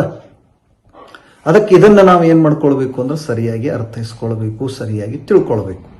ಹೀಗೆ 160ನೇ ಗಾಥೆಯಲ್ಲಿ ಏನ್ ಮಾಡಿದ್ರು ಅಂತಂದ್ರೆ ಈ ಎಲ್ಲ ವಿಷಯವನ್ನ ಅಂದ್ರೆ ಕರ್ಮ ಏನ ಆಚ್ಛಾದಿತ ಆಗ್ಯದಲ್ಲ ಅದು ಸ್ವಯಂ ಏನದ ಅಂತಂದ್ರೆ ಬಂಧ ಸ್ವರೂಪ ಇದೆ ಅನ್ನುವಂಥ ಮಾತನ್ನ, ಕರ್ಮ ಏನ್ ಆಚ್ಛಾದಿತ ಆಗಿದೆ ಅದು ಬಂಧ ಸ್ವರೂಪ ಇದೆ ಅನ್ನುವಂಥ ಮಾತನ್ನ ಏನ್ ಮಾಡ್ತಾರ ಅಂತಂದ್ರೆ ಇಲ್ಲಿ ಸಿದ್ಧ ಮಾಡ್ತಾರ. ಈ ಪ್ರಕಾರ 160ನೇ ಗಾಥೆ ಇಲ್ಲಿಗೆ ಏನಾಗ್ತದ, ಮುಗಿತದೆ. ಈ ರೀತಿಯಾಗಿ 160ನೇ ಗಾಥೆಯಲ್ಲಿ ಕರ್ಮಗಳು ತಾನಾಗಿಯೇ ಬಂಧ ಸ್ವರೂಪಿ ಇದ್ದಾವ ಅನ್ನುವಂಥ ಮಾತನ್ನ ಹೇಳಿದ ಮೇಲೆ 161, 162, 163 ಪುಣ್ಯ ಪಾಪಾಧಿಕಾರದ ಕೊನೆಯ ಗಾಥೆ. ಇವು 3 ಗಾಥೆಗಳಲ್ಲಿ ಕರ್ಮಗಳು ಮೋಕ್ಷದ ಕಾರಣಕ್ಕೆ ತಿರೋಧಾಯಿ ಭಾವ ಸ್ವರೂಪ, ತಿರೋಧಾಯಿ ಅಂದ್ರೆ ಮಿಥ್ಯಾತ್ವಾದಿ ಭಾವ ಸ್ವರೂಪ ಇದ್ದಾವ ಅನ್ನುವಂಥದ್ದನ್ನು ತೋರಿಸ್ಕೊಡ್ತಾರೆ. ಕರ್ಮಗಳು ಮೋಕ್ಷದ ಕಾರಣಕ್ಕೆ ವಿರುದ್ಧದವ ಅಂದ್ರೆ ಮಿಥ್ಯಾತ್ವಾದಿ ಭಾವ ಸ್ವರೂಪದವ ಅನ್ನುವಂಥದ್ದನ್ನ ತೋರಿಸಿಕೊಡ್ಲಿಕ್ಕೆ 161, 162, 163ನೇ ಗಾಥೆಯನ್ನ ಇಲ್ಲಿ ಏನ್ ಮಾಡ್ತಾ ಇದ್ದಾರೆ ಅಂತಂದ್ರೆ ಹೇಳ್ತಾ ಇದ್ದಾರೆ. ಇದನ್ನ ಯಾಕೆ ಹೇಳ್ತಾ ಇದ್ದಾರೆ ಅಂದ್ರೆ ಪುಣ್ಯ ಪಾಪಗಳೆರಡು ಕರ್ಮಗಳಿದ್ದಾವಲ್ಲ, ಆ ಕಾರಣದಿಂದ ಪುಣ್ಯ ಪ್ರಕೃತಿ ಮತ್ತು ಪಾಪ ಪ್ರಕೃತಿಗಳೇ ಇದ್ದಾವೆ. ಕರ್ಮಗಳ ಎಲ್ಲ ಪ್ರಕೃತಿಗಳನ್ನ 2 ಭಾಗದೊಳಗೆ ನೋಡ್ಬೋದು, ಒಂದು ಪುಣ್ಯ ಪ್ರಕೃತಿ, ಒಂದು ಪಾಪ ಪ್ರಕೃತಿ ಅಲ್ಲ. ಇವೆರಡೇ ಪ್ರಕಾರದಿಂದ ನಾವು ಏನ್ ಮಾಡ್ಬೋದು, ನೋಡ್ಬೋದು. ಹಿಂಗಾಗಿ ಪುಣ್ಯ ಪಾಪ ಅಧಿಕಾರದ ಕೊನೆಯ ಭಾಗವನ್ನ ನಾವು ಏನಾಗಿದ್ದೀವಿ ಅಂದ್ರೆ ತಲುಪಿದ್ದೇವೆ. ಈ ಸಂಚಿಕೆಯ ಕೊನೆಯ ಈ ಒಂದು ವಿಷಯವನ್ನ ನಾವು ಏನ್ ಮಾಡ್ತಾ ಇದ್ದೀವಿ ಅಂದ್ರೆ ಪ್ರಾರಂಭಿಸ್ತಾ ಇದ್ದೇವೆ. 161, 162, 163ನೇ ಗಾಥೆಗಳನ್ನ ಮೊದಲು ಪಾಠ ಮಾಡೋಣ, ಆಮೇಲೆ ಅವುಗಳ ಅರ್ಥವನ್ನ ನೋಡೋಣ. ನೋಡಿ, ಗಾಥಾ ಪಾಠ ಮಾಡಿ ಪ್ರಾಕೃತ ಮತ್ತು ಕನ್ನಡದಲ್ಲಿ ಈ ಗಾಥೆಗಳನ್ನು ಪಾಠ ಮಾಡಿ ಆಮೇಲೆ ಅವುಗಳ ಅರ್ಥವನ್ನ ನೋಡೋಣ. 161ರಿಂದ ಶುರು. ಸಮ್ಮತ್ತ ಪರಿನಿಬದ್ಧಂ ಮಿಚ್ಛತ್ತಂ ಜಿನವರೇಹಿ ಪರಿಕಹಿಯಂ ತಸ್ಸೋದಯೇನ ಜೀವೋ ಮಿಚ್ಛಾದಿಟ್ಟಿತ್ತಿನಾದವ್ವೋ ನಾನಸ್ಸ ಪರಿನಿಬದ್ಧಂ ಅನ್ನಾನಂ ಜಿನವರೇಹಿ ಪರಿಕಹಿಯಂ ತಸ್ಸೋದಯೇನ ಜೀವೋ ಅನ್ನಾನಿ ಹೋದಿನಾದವ್ವೋ ಚಾರಿತ್ತ ಪರಿನಿಬದ್ಧಂ ಕಸಾಯಂ ಜಿನವರೇಹಿ ಪರಿಕಹಿಯಂ ತಸ್ಸೋದಯೇನ ಜೀವೋ ಅಚರಿತ್ತೋ ಹೋದಿನಾದವ್ವೋ. ನೋಡಿ, ಇದನ್ನೇ ಕನ್ನಡದಲ್ಲಿ ಎಷ್ಟು ಸುಂದರವಾಗಿ ಹೇಳಿದ್ದಾರೆ ನೋಡಿ. ಬಹಳ ಈಸಿ ಆಗಿದೆ, ತಿಳಿಯುತ್ತದೆ, ಸುಲಭವಾಗಿ ತಿಳಿಯುತ್ತದೆ. ಮಿಥ್ಯಾತ್ವವೇ ಸಮ್ಯಕ್ತ್ವವನು ತಡೆಯುವುದೆಂದು ಜಿನವರರು ಪೇಳಿಹರು ಮಿಥ್ಯಾತ್ವದುದಯದಿಂ ಜೀವ ಮಿಥ್ಯಾದೃಷ್ಟಿಯಾಗುವನೆಂದು ತಾವರಿಯಬೇಕು. ಅಜ್ಞಾನವೇ ಸುಜ್ಞಾನವನು ತಡೆಯುವುದೆಂದು ಜಿನವರರು ಪೇಳಿಹರು ಅಜ್ಞಾನದುದಯದಿಂ ಜೀವ ಅಜ್ಞಾನಿಯಾಗುವನೆಂದು ತಾವರಿಬೇಕು. ಕಷಾಯವೇ ಚಾರಿತ್ರವನು ತಡೆಯುವುದೆಂದು ಜಿನವರರು ಪೇಳಿಹರು ಕಷಾಯದುದಯದಿಂ ಜೀವ ಚಾರಿತ್ರಹೀನನಾಗುವನೆಂದು ತಾವರಿಯಬೇಕು. ನೋಡಿ, 161, 162, 163ನೇ ಗಾಥೆಗಳು. ಇವುಗಳ ಅರ್ಥವನ್ನ ನಾವೇನ್ ಮಾಡೋದಿದೆ, ನೋಡೋದಿದೆ. ನೋಡಿ, 161, 62, 63ನೇ ಗಾಥೆಗಳ ಅರ್ಥ ಹೀಗಿದೆ. ಸಮ್ಮತ್ತ ಪಡಿನಿಬದ್ಧಂ, ಸಮ್ಯಕ್ತ್ವವನ್ನು ತಡೆಯುವಂತಹುದು, ಮಿಚ್ಛತ್ತಂ ಮಿಥ್ಯಾತ್ವವಿದೆ ಎಂದು ಜಿನವರೇಹಿ ಪರಿಕಹಿಯಂ ಜಿನೇಶ್ವರರುಗಳು ಹೇಳಿದ್ದಾರೆ. ತಸ್ಸೋದಯೇನ ಅದರ ಉದಯದಿಂದ ಜೀವನು ಮಿಥ್ಯಾದಿಟ್ಟಿತ್ಥಿ ಮಿಥ್ಯಾದೃಷ್ಟಿ ಆಗುತ್ತಾನೆ ಎಂದು ನಾದವ್ವೋ ತಿಳಿದುಕೊಳ್ಳಬೇಕು. ತಿಳಿತಾ? ಸಮ್ಯಕ್ತ್ವವನ್ನು ತಡೆಯುವಂಥದ್ದು ಮಿಥ್ಯಾತ್ವಿದೆ, ಜಿನೇಂದ್ರ ಪ್ರಭುನ ಹೇಳಿದಾರ. ಅದರ ಉದಯ ಇತ್ತು ಅಂದ್ರೆ, ಮಿಥ್ಯಾತ್ವದ ಉದಯ ಇತ್ತು ಅಂತಂದ್ರೆ ಜೀವ ಮಿಥ್ಯಾದೃಷ್ಟಿ ಆಗ್ತಾನ ಅಂತೇಳಿ ತಿಳ್ಕೋಬೇಕು. ಮುಂದೆ ಜ್ಞಾನವನ್ನು ತಡೆಯುವಂತಹುದು ಅಜ್ಞಾನವಿದೆ, ಇದನ್ನು ಕೂಡ ಜಿನೇಂದ್ರ ಪ್ರಭು ಹೇಳಿದಾರ. ಅದರ ಉದಯದಿಂದ ಜೀವ ಅಜ್ಞಾನಿ ಆಗ್ತಾನ ಅಂತ ತಿಳ್ಕೊಂಡು ನಾವು ತಿಳ್ಕೋಬೇಕು. ಅದನ್ನ ನಾವು ತಿಳ್ಕೋಬೇಕು. ನೋಡಿ, ಮಿಥ್ಯಾತ್ವದಿಂದ ಮಿಥ್ಯಾದೃಷ್ಟಿ ಆಗ್ತಾನ, ಅಜ್ಞಾನದ ಉದಯದಿಂದ ಅಜ್ಞಾನಿ ಆಗ್ತಾನ. ಇನ್ನು ಚಾರಿತ್ರವನ್ನು ತಡಿತದಲ್ಲ ಯಾವುದು, ಅದು ಕಷಾಯ ಇದೆ. ಚಾರಿತ್ರವನ್ನು ತಡೆಯುವಂಥದ್ದು ಕಷಾಯ ಇದೆ ಅಂತ ಹೇಳಿ ಜಿನೇಂದ್ರ ಪ್ರಭುಗಳು ಏನ್ ಮಾಡಿದಾರೆ ಅಂತಂದ್ರೆ ಹೇಳಿದಾರ. ಚಾರಿತ್ರವನ್ನು ತಡೆಯುವಂಥದ್ದು ಅದು ಕಷಾಯ ಇದೆ, ಅದು ಚಾರಿತ್ರವನ್ನು ತಡೆಯುವಂಥದ್ದಿದೆ ಅಂತ ಜಿನೇಂದ್ರ ಪ್ರಭುಗಳು ಹೇಳಿದಾರ. ಅದರ ಉದಯದಿಂದ ಜೀವ ಚಾರಿತ್ರಹೀನನಾಗಿ ಅವ ಏನಾಗ್ತಾನಪ್ಪ ಅಂದ್ರೆ ಪ್ರವೃತ್ತಿ ಮಾಡ್ತಾನ, ಚಾರಿತ್ರಹೀನ ಆಗ್ತಾನ ಅನ್ನುವಂಥದ್ದನ್ನ ನಾವಿಲ್ಲಿ ಏನ್ ಮಾಡ್ಕೋಬೇಕು ಅಂತಂದ್ರೆ ತಿಳ್ಕೋಬೇಕು. ಈ ಪ್ರಕಾರವಾಗಿ 161, 62, 63ರಲ್ಲಿ ಬಹಳ ಸುಂದರವಾಗಿ ಏನ್ ಹೇಳಿದ್ರು ಅಂದ್ರೆ, ಸಮ್ಯಕ್ತ್ವವನ್ನು ತಡೆಯುವಂಥದ್ದು ಮಿಥ್ಯಾತ್ವ, ಸಮ್ಯಕ್ ಜ್ಞಾನವನ್ನು ತಡೆಯುವಂಥದ್ದು ಅಜ್ಞಾನದ, ತಿಳಿತಾ? ಆಮೇಲೆ ಸಮ್ಯಕ್ ಚಾರಿತ್ರವನ್ನು ತಡೆಯುವಂಥದ್ದು ಕಷಾಯ ಇದೆ. ಹೀಗಾಗಿ ಸಮ್ಯಕ್ ದರ್ಶನ ತಡಿತು ಅಂತಂದ್ರೆ ಮಿಥ್ಯಾದೃಷ್ಟಿ ಆದ, ಸಮ್ಯಕ್ ಜ್ಞಾನ ತಡಿತು ಅಂತಂದ್ರೆ ಮಿಥ್ಯಾಜ್ಞಾನಿ ಆದ, ಸಮ್ಯಕ್ ಚಾರಿತ್ರವನ್ನ ತಡಿತು ಅಂತಂದ್ರೆ ಅದು ಮಿಥ್ಯಾ ಚಾರಿತ್ರ್ಯಾಗಿ ಹೋಗ್ತಾನ. ಈ ಪ್ರಕಾರ ಚಾರಿತ್ರಹೀನಾಗಿ ಹೋಗ್ತಾನ. ಹಿಂಗ ಅದರೊಳಗೆ ಏನಿದೆ ಅಂತಂದ್ರೆ ಸಹಜವಾಗಿರ್ತಕ್ಕಂಥ ಒಂದು ವ್ಯವಸ್ಥೆ ಇದೆ, ತಿಳಿತಾ? ನೋಡಿ, ಸ್ವಲ್ಪ ಇದ್ರ ಬಗ್ಗೆ ವಿಶ್ಲೇಷಣೆ ಇದೆ ಇಲ್ಲಿ. ಯಾವ ಸಮ್ಯಕ್ತ್ವವು ಮೋಕ್ಷಕ್ಕೆ ಕಾರಣರೂಪವಾದಂಥ ಸ್ವಭಾವಿದೆ, ಅದನ್ನ ತಡೆಯುವಂಥದ್ದು ಯಾವುದಿದೆಯಲ್ಲ ಅದು ಮಿಥ್ಯಾತ್ವವಿದೆ. ಅದಂತೂ ತಾನೇ ಕರ್ಮವೇ ಇದೆ, ಮಿಥ್ಯಾತ್ವ ಸ್ವಯಂ ಕರ್ಮಿದೆ. ಅದರ ಉದಯದಿಂದಲೇ ಜ್ಞಾನಕ್ಕ ಮಿಥ್ಯಾದೃಷ್ಟಿತನ ಬರ್ತದ. ಇಲ್ಲಿ ಬಹಳ ಇಂಪಾರ್ಟೆಂಟ್ ಇದು. ಮಿಥ್ಯಾತ್ವದ ಉದಯದ ಆದಂತ ಸಮಯದೊಳಗ ಜ್ಞಾನವೂ ಕೂಡ ಮಿಥ್ಯಾ ದೃಷ್ಟಿತನವನ್ನ ಪಡಿತದ, ಅಂದ್ರೆ ಮಿಥ್ಯಾ ಜ್ಞಾನ ಆಗ್ತದ. ಯಾವ ಜ್ಞಾನ ಮೋಕ್ಷಕ್ಕೆ ಕಾರಣರೂಪವಾದಂತ ಸ್ವಭಾವಿದೆ ಅದನ್ನ ತಡೆಯುವಂಥದ್ದೇ ಅಜ್ಞಾನಿದೆ. ಅದಂತೂ ಸ್ವತಃ ಕರ್ಮೆ ಇದೆ. ಅದರ ಉದಯದಿಂದ ಜ್ಞಾನಕ್ಕೆ ಅಜ್ಞಾನತನ ಬಂದ್ಬಿಡ್ತದ, ತಿಳಿತಾ?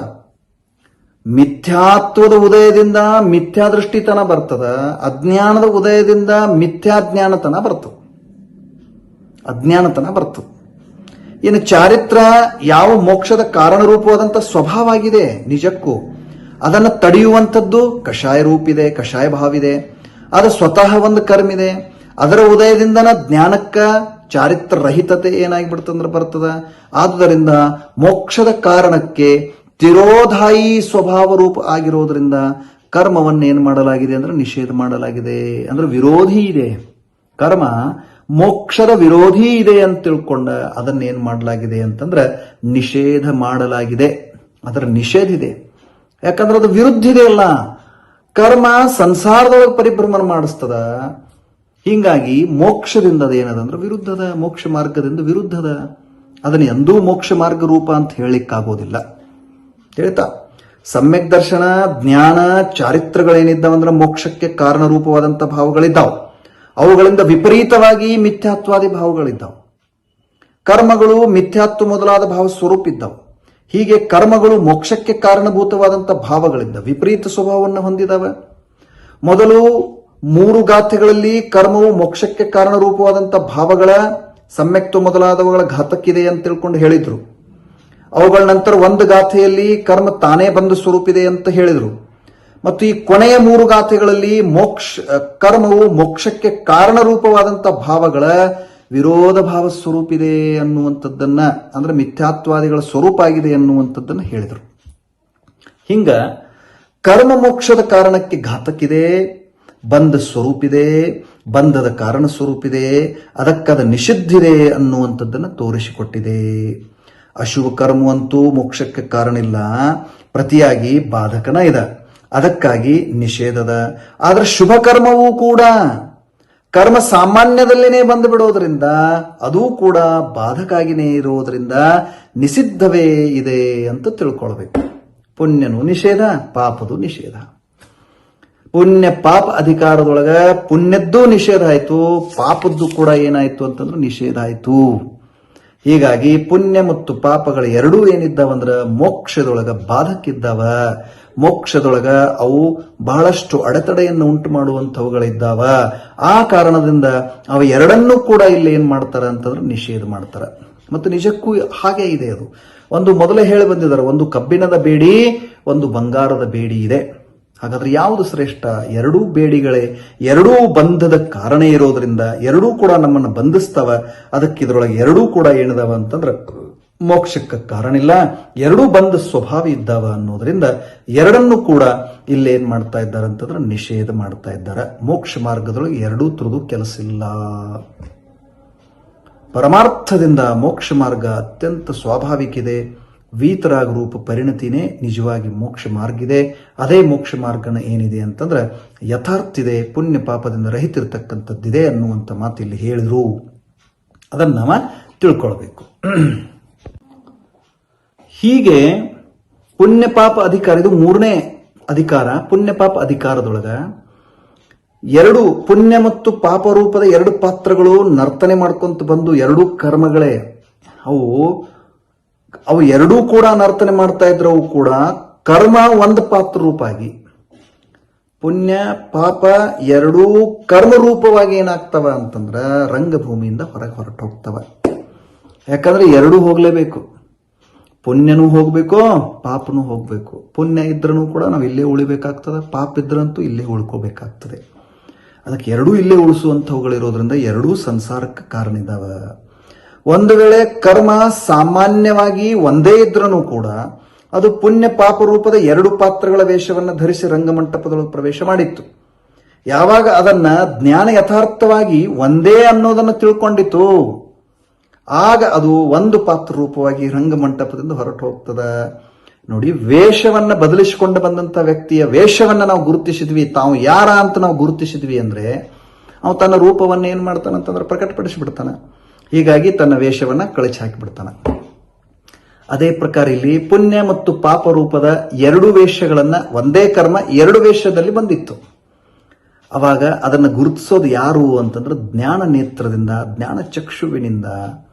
ಆ ಪುಣ್ಯ ಮತ್ತು ಪಾಪ ರೂಪದ ಎರಡೂ ಪಾತ್ರಗಳನ್ನು ಯಾವಾಗ ಜ್ಞಾನ ಗುರುತಿಸ್ತದೆ, ಅದೇ ಕ್ಷಣ ಪಾಪ ಪುಣ್ಯಗಳು ತಮ್ಮ ವೇಷವನ್ನು ಬಿಟ್ಟು ಒಂದು ಕರ್ಮ ರೂಪವಾಗಿ ಅಲ್ಲಿಂದ ಏನಾಗ್ತಾವ ಅಂದ್ರೆ ಹೊರಟು ಹೋಗ್ತಾವ. ಇದು ಬಹಳ ಸ್ವಾಭಾವಿಕವಾಗಿ ಒಂದು ನಾಟಕದೊಳಗ ರಂಗಮಂಟಪದಲ್ಲಿ ಅಥವಾ ಸ್ಟೇಜದ ಮೇಲೆ ಯಾವ ರೀತಿ ಪಾತ್ರಧಾರಿಗಳು ಮುಗಿಸ್ಕೊಂಡು ನಾಟಕವನ್ನು ಮುಗಿಸ್ಕೊಂಡು ಹೊರಟುತ್ತಾರಲ್ಲ, ಆ ಪ್ರಕಾರ ಇಲ್ಲಿ ಪುಣ್ಯ ಮತ್ತು ಪಾಪಗಳು ಏನಾಗಿದ್ವು ಅಂತಂದ್ರೆ ರಂಗಮಂಟಪದೊಳಗೆ ಬಂದಿದ್ವು. ಅವುಗಳು ತಮ್ಮ ನೃತ್ಯವನ್ನ ಮಾಡುವಾಗ ಸಮ್ಯಕ್ ಜ್ಞಾನಿ ಅವುಗಳನ್ನು ಗುರುತಿಸಿ ಇವು ಎರಡೂ ಕರ್ಮರೂಪಿದವ, ಎರಡು ಬಂಧಕ್ಕೆ ಕಾರಣದವ, ಇದರಿಂದ ನನ್ನ ಹಿತ ಆಗೋದಿಲ್ಲ ಅಂತ ಯಾವಾಗ ತಿಳಿತಾನ ಅವಾಗ ತಮ್ಮಷ್ಟಕ್ಕೆ ತಾವೇ ಏನಾಗ್ತಾವಂತಂದ್ರೆ ಆ ಮಂಟಪದಿಂದ ರಂಗಮಂಟಪವನ್ನ ಬದಲಿಸಿ ಅವು ಹೊರಗಡೆ ಹೋಗಿಬಿಡ್ತಾವ, ತಮ್ಮ ನೈಜ ರೂಪವನ್ನ ಪ್ರಾಪ್ತ ಮಾಡಿಕೊಂಡು ಹೊರಗೆ ಹೋಗ್ತಾವ. ಹೀಗೆ ಪುಣ್ಯ ಪಾಪಗಳೆರಡು ಆಶ್ರಯ ಕಾರಣ ರೂಪ ಸ್ವಾದಭೇದದೆಂಬೇರೆಂದು ಶುಭಾಶುಭ ಭಾವಗಳಿಂದ ಬಂಧವಾಗಿ ಸುಖ ದುಃಖಗಳಿಗೆ ಕಾರಣವೆಂದು ಜ್ಞಾನದಿಂದಿವೆರಡೂ ಒಂದೆಂದು ಬಂಧರು ಬುಧರು ಆಶ್ರಯಾದಿಗಳಂ ಸಮಾನವೆಂದು ಇವೆರಡೂ ಬಂಧಕ್ಕೆ ಕಾರಣವೆಂದವಂ ತ್ಯಜಿಸಿ ಜಿನ ಮುನಿ ಮೋಕ್ಷಕ್ಕೆ ಪೋದರಂದು. ನೋಡಿ, ಕನ್ನಡದಲ್ಲಿ ಇದನ್ನೇನು ಎಂ.ಬಿ. ಪಾಟೀಲರು ಮಾಡಿದ್ದಾರೆ. ಅಲ್ಲಿ ಕೊನೆಗೆ ಏನ್ ಮಾಡ್ತಾ ಇದ್ದಾರೆ ಅಂತಂದ್ರೆ ಈ ಪ್ರಕಾರ ವಿಷಯವನ್ನ ಬರಿತಾ ಇದ್ದಾರೆ. ಪುಣ್ಯ ಪಾಪಗಳೆರಡು ಆಶ್ರಯ ರೂಪದ ಸ್ವಾದವನ್ನ ಭೇದದಿಂದ ಏನ್ ಮಾಡಬೇಕು ಅಂತಂದ್ರೆ ಬೇರೆ ಇದಾವ ಅಂತ ತಿಳಿಬೇಕು. ಶುಭ ಅಶುಭ ಭಾವಗಳಿಂದ ಬಂದಾಗಿ ಸುಖ ದುಃಖಗಳಿಗೆ ಕಾರಣ ಇದ್ದಾವವು ಎರಡು. ಯಾವಾಗ ಜ್ಞಾನದಿಂದ ಇವೆರಡನ್ನು ಒಂದು ಅಂತ ಹೇಳಿ ಜ್ಞಾನಿಗಳು ತಿಳ್ಕೊಳ್ತಾರಲ್ಲ, ಅವುಗಳ ಆಶ್ರಯಗಳಿಂದ ಸಮಾನ, ಪುಣ್ಯದ ಆಶ್ರಯ ಇರಲಿ ಪಾಪದ ಆಶ್ರಯ ಇರಲಿ, ಎರಡೂ ಆಶ್ರಯಗಳೇನಿದ್ದಾವ ಅಂದ್ರೆ ಸಮಾನ ಇದ್ದಾವ, ಎರಡೂ ದುಃಖಕ್ಕೆ ಕಾರಣ ಇದ್ದಾವ, ಸಂಸಾರಕ್ಕೆ ಕಾರಣ ಇದ್ದಾವ. ಇವೆರಡೂ ಬಂಧಕ್ಕೆ ಕಾರಣ ಇದ್ದಾವ ಅಂತ ಹೇಳಿ ತಿಳ್ಕೊಂಡು ಇವುಗಳನ್ನು ಯಾರು ತ್ಯಜಿಸ್ತಾರಲ್ಲ ಆ ಜಿನಮುನಿ ಮೋಕ್ಷಕ್ಕೆ ಪ್ರಾಪ್ತ ಆಗ್ತಾರ ಅನ್ನುವಂಥ ಸತ್ಯ ಸಿದ್ಧಾಂತವನ್ನ ಇಲ್ಲಿ ನಾವು ಏನ್ ಮಾಡ್ತೀವಿ ಅಂತಂದ್ರೆ ನೋಡ್ತೇವೆ. ಈ ರೀತಿ 18ನೇ ಸಂಚಿಕೆಯಲ್ಲಿ ನಾವು 3ನೇ ಅಧಿಕಾರ ಪುಣ್ಯ ಪಾಪ ಅಧಿಕಾರವನ್ನು ಏನ್ ಮಾಡ್ತಾ ಇದ್ದೀವಿ ಅಂತಂದ್ರೆ ಇಲ್ಲಿಗೆ ಮುಗಿಸ್ತಾ ಇದ್ದೇವೆ. ಇಲ್ಲಿ ಪುಣ್ಯ ಪಾಪದ ಅಧಿಕಾರ ಏನಾಗ್ತದಂದ್ರೆ ಮುಗಿತದ. ಬಹಳ ಸುಂದರವಾದಂತ ವಿವೇಚನೆ ಇದೆ.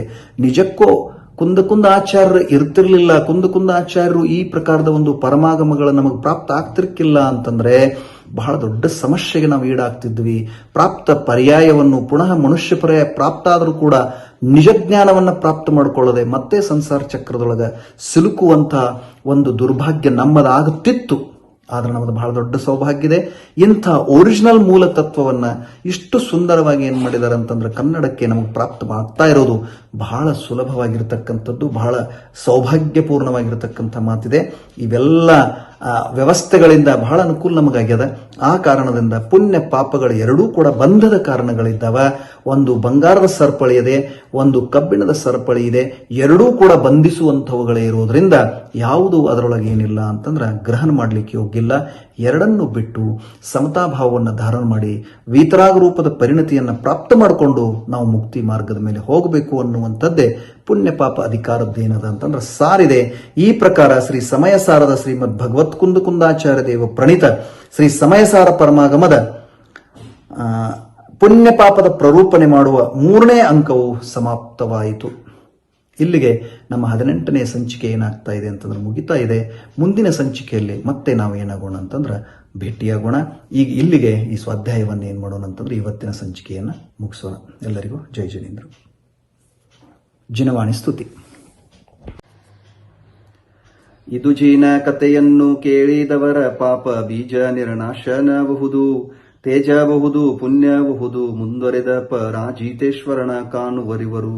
ಪ್ರೇಮದಿಂದಿದ ನೋದಿದರೆ ಪಾಡಿದರೆ ಕೇಳದ ರಾಮುದ ವೈದುವರವರು. ನೇಮದಿ ಸುರರಾಗಿ ನಾಳೆ ಸೀಮಂಧರ ಸ್ವಾಮಿಯ ಕಾನ್ವರರ್ಥಿಯುಳು. ನಮೋ ಅರಿಹಂತಾನಂ, ನಮೋ ಸಿದ್ಧಾನಂ, ನಮೋ ಆಯರ್ಯಾನಂ, ನಮೋ ಉವಜ್ಜಾಯಾನಂ, ನಮೋ ಲೋಯೇ ಸೌವಸಾಹುನಂ. जय बोलो सिद्धांत शास्त्र की जय. जय बोलो जिनवानी माता की जय. जय जिनेन्द्र.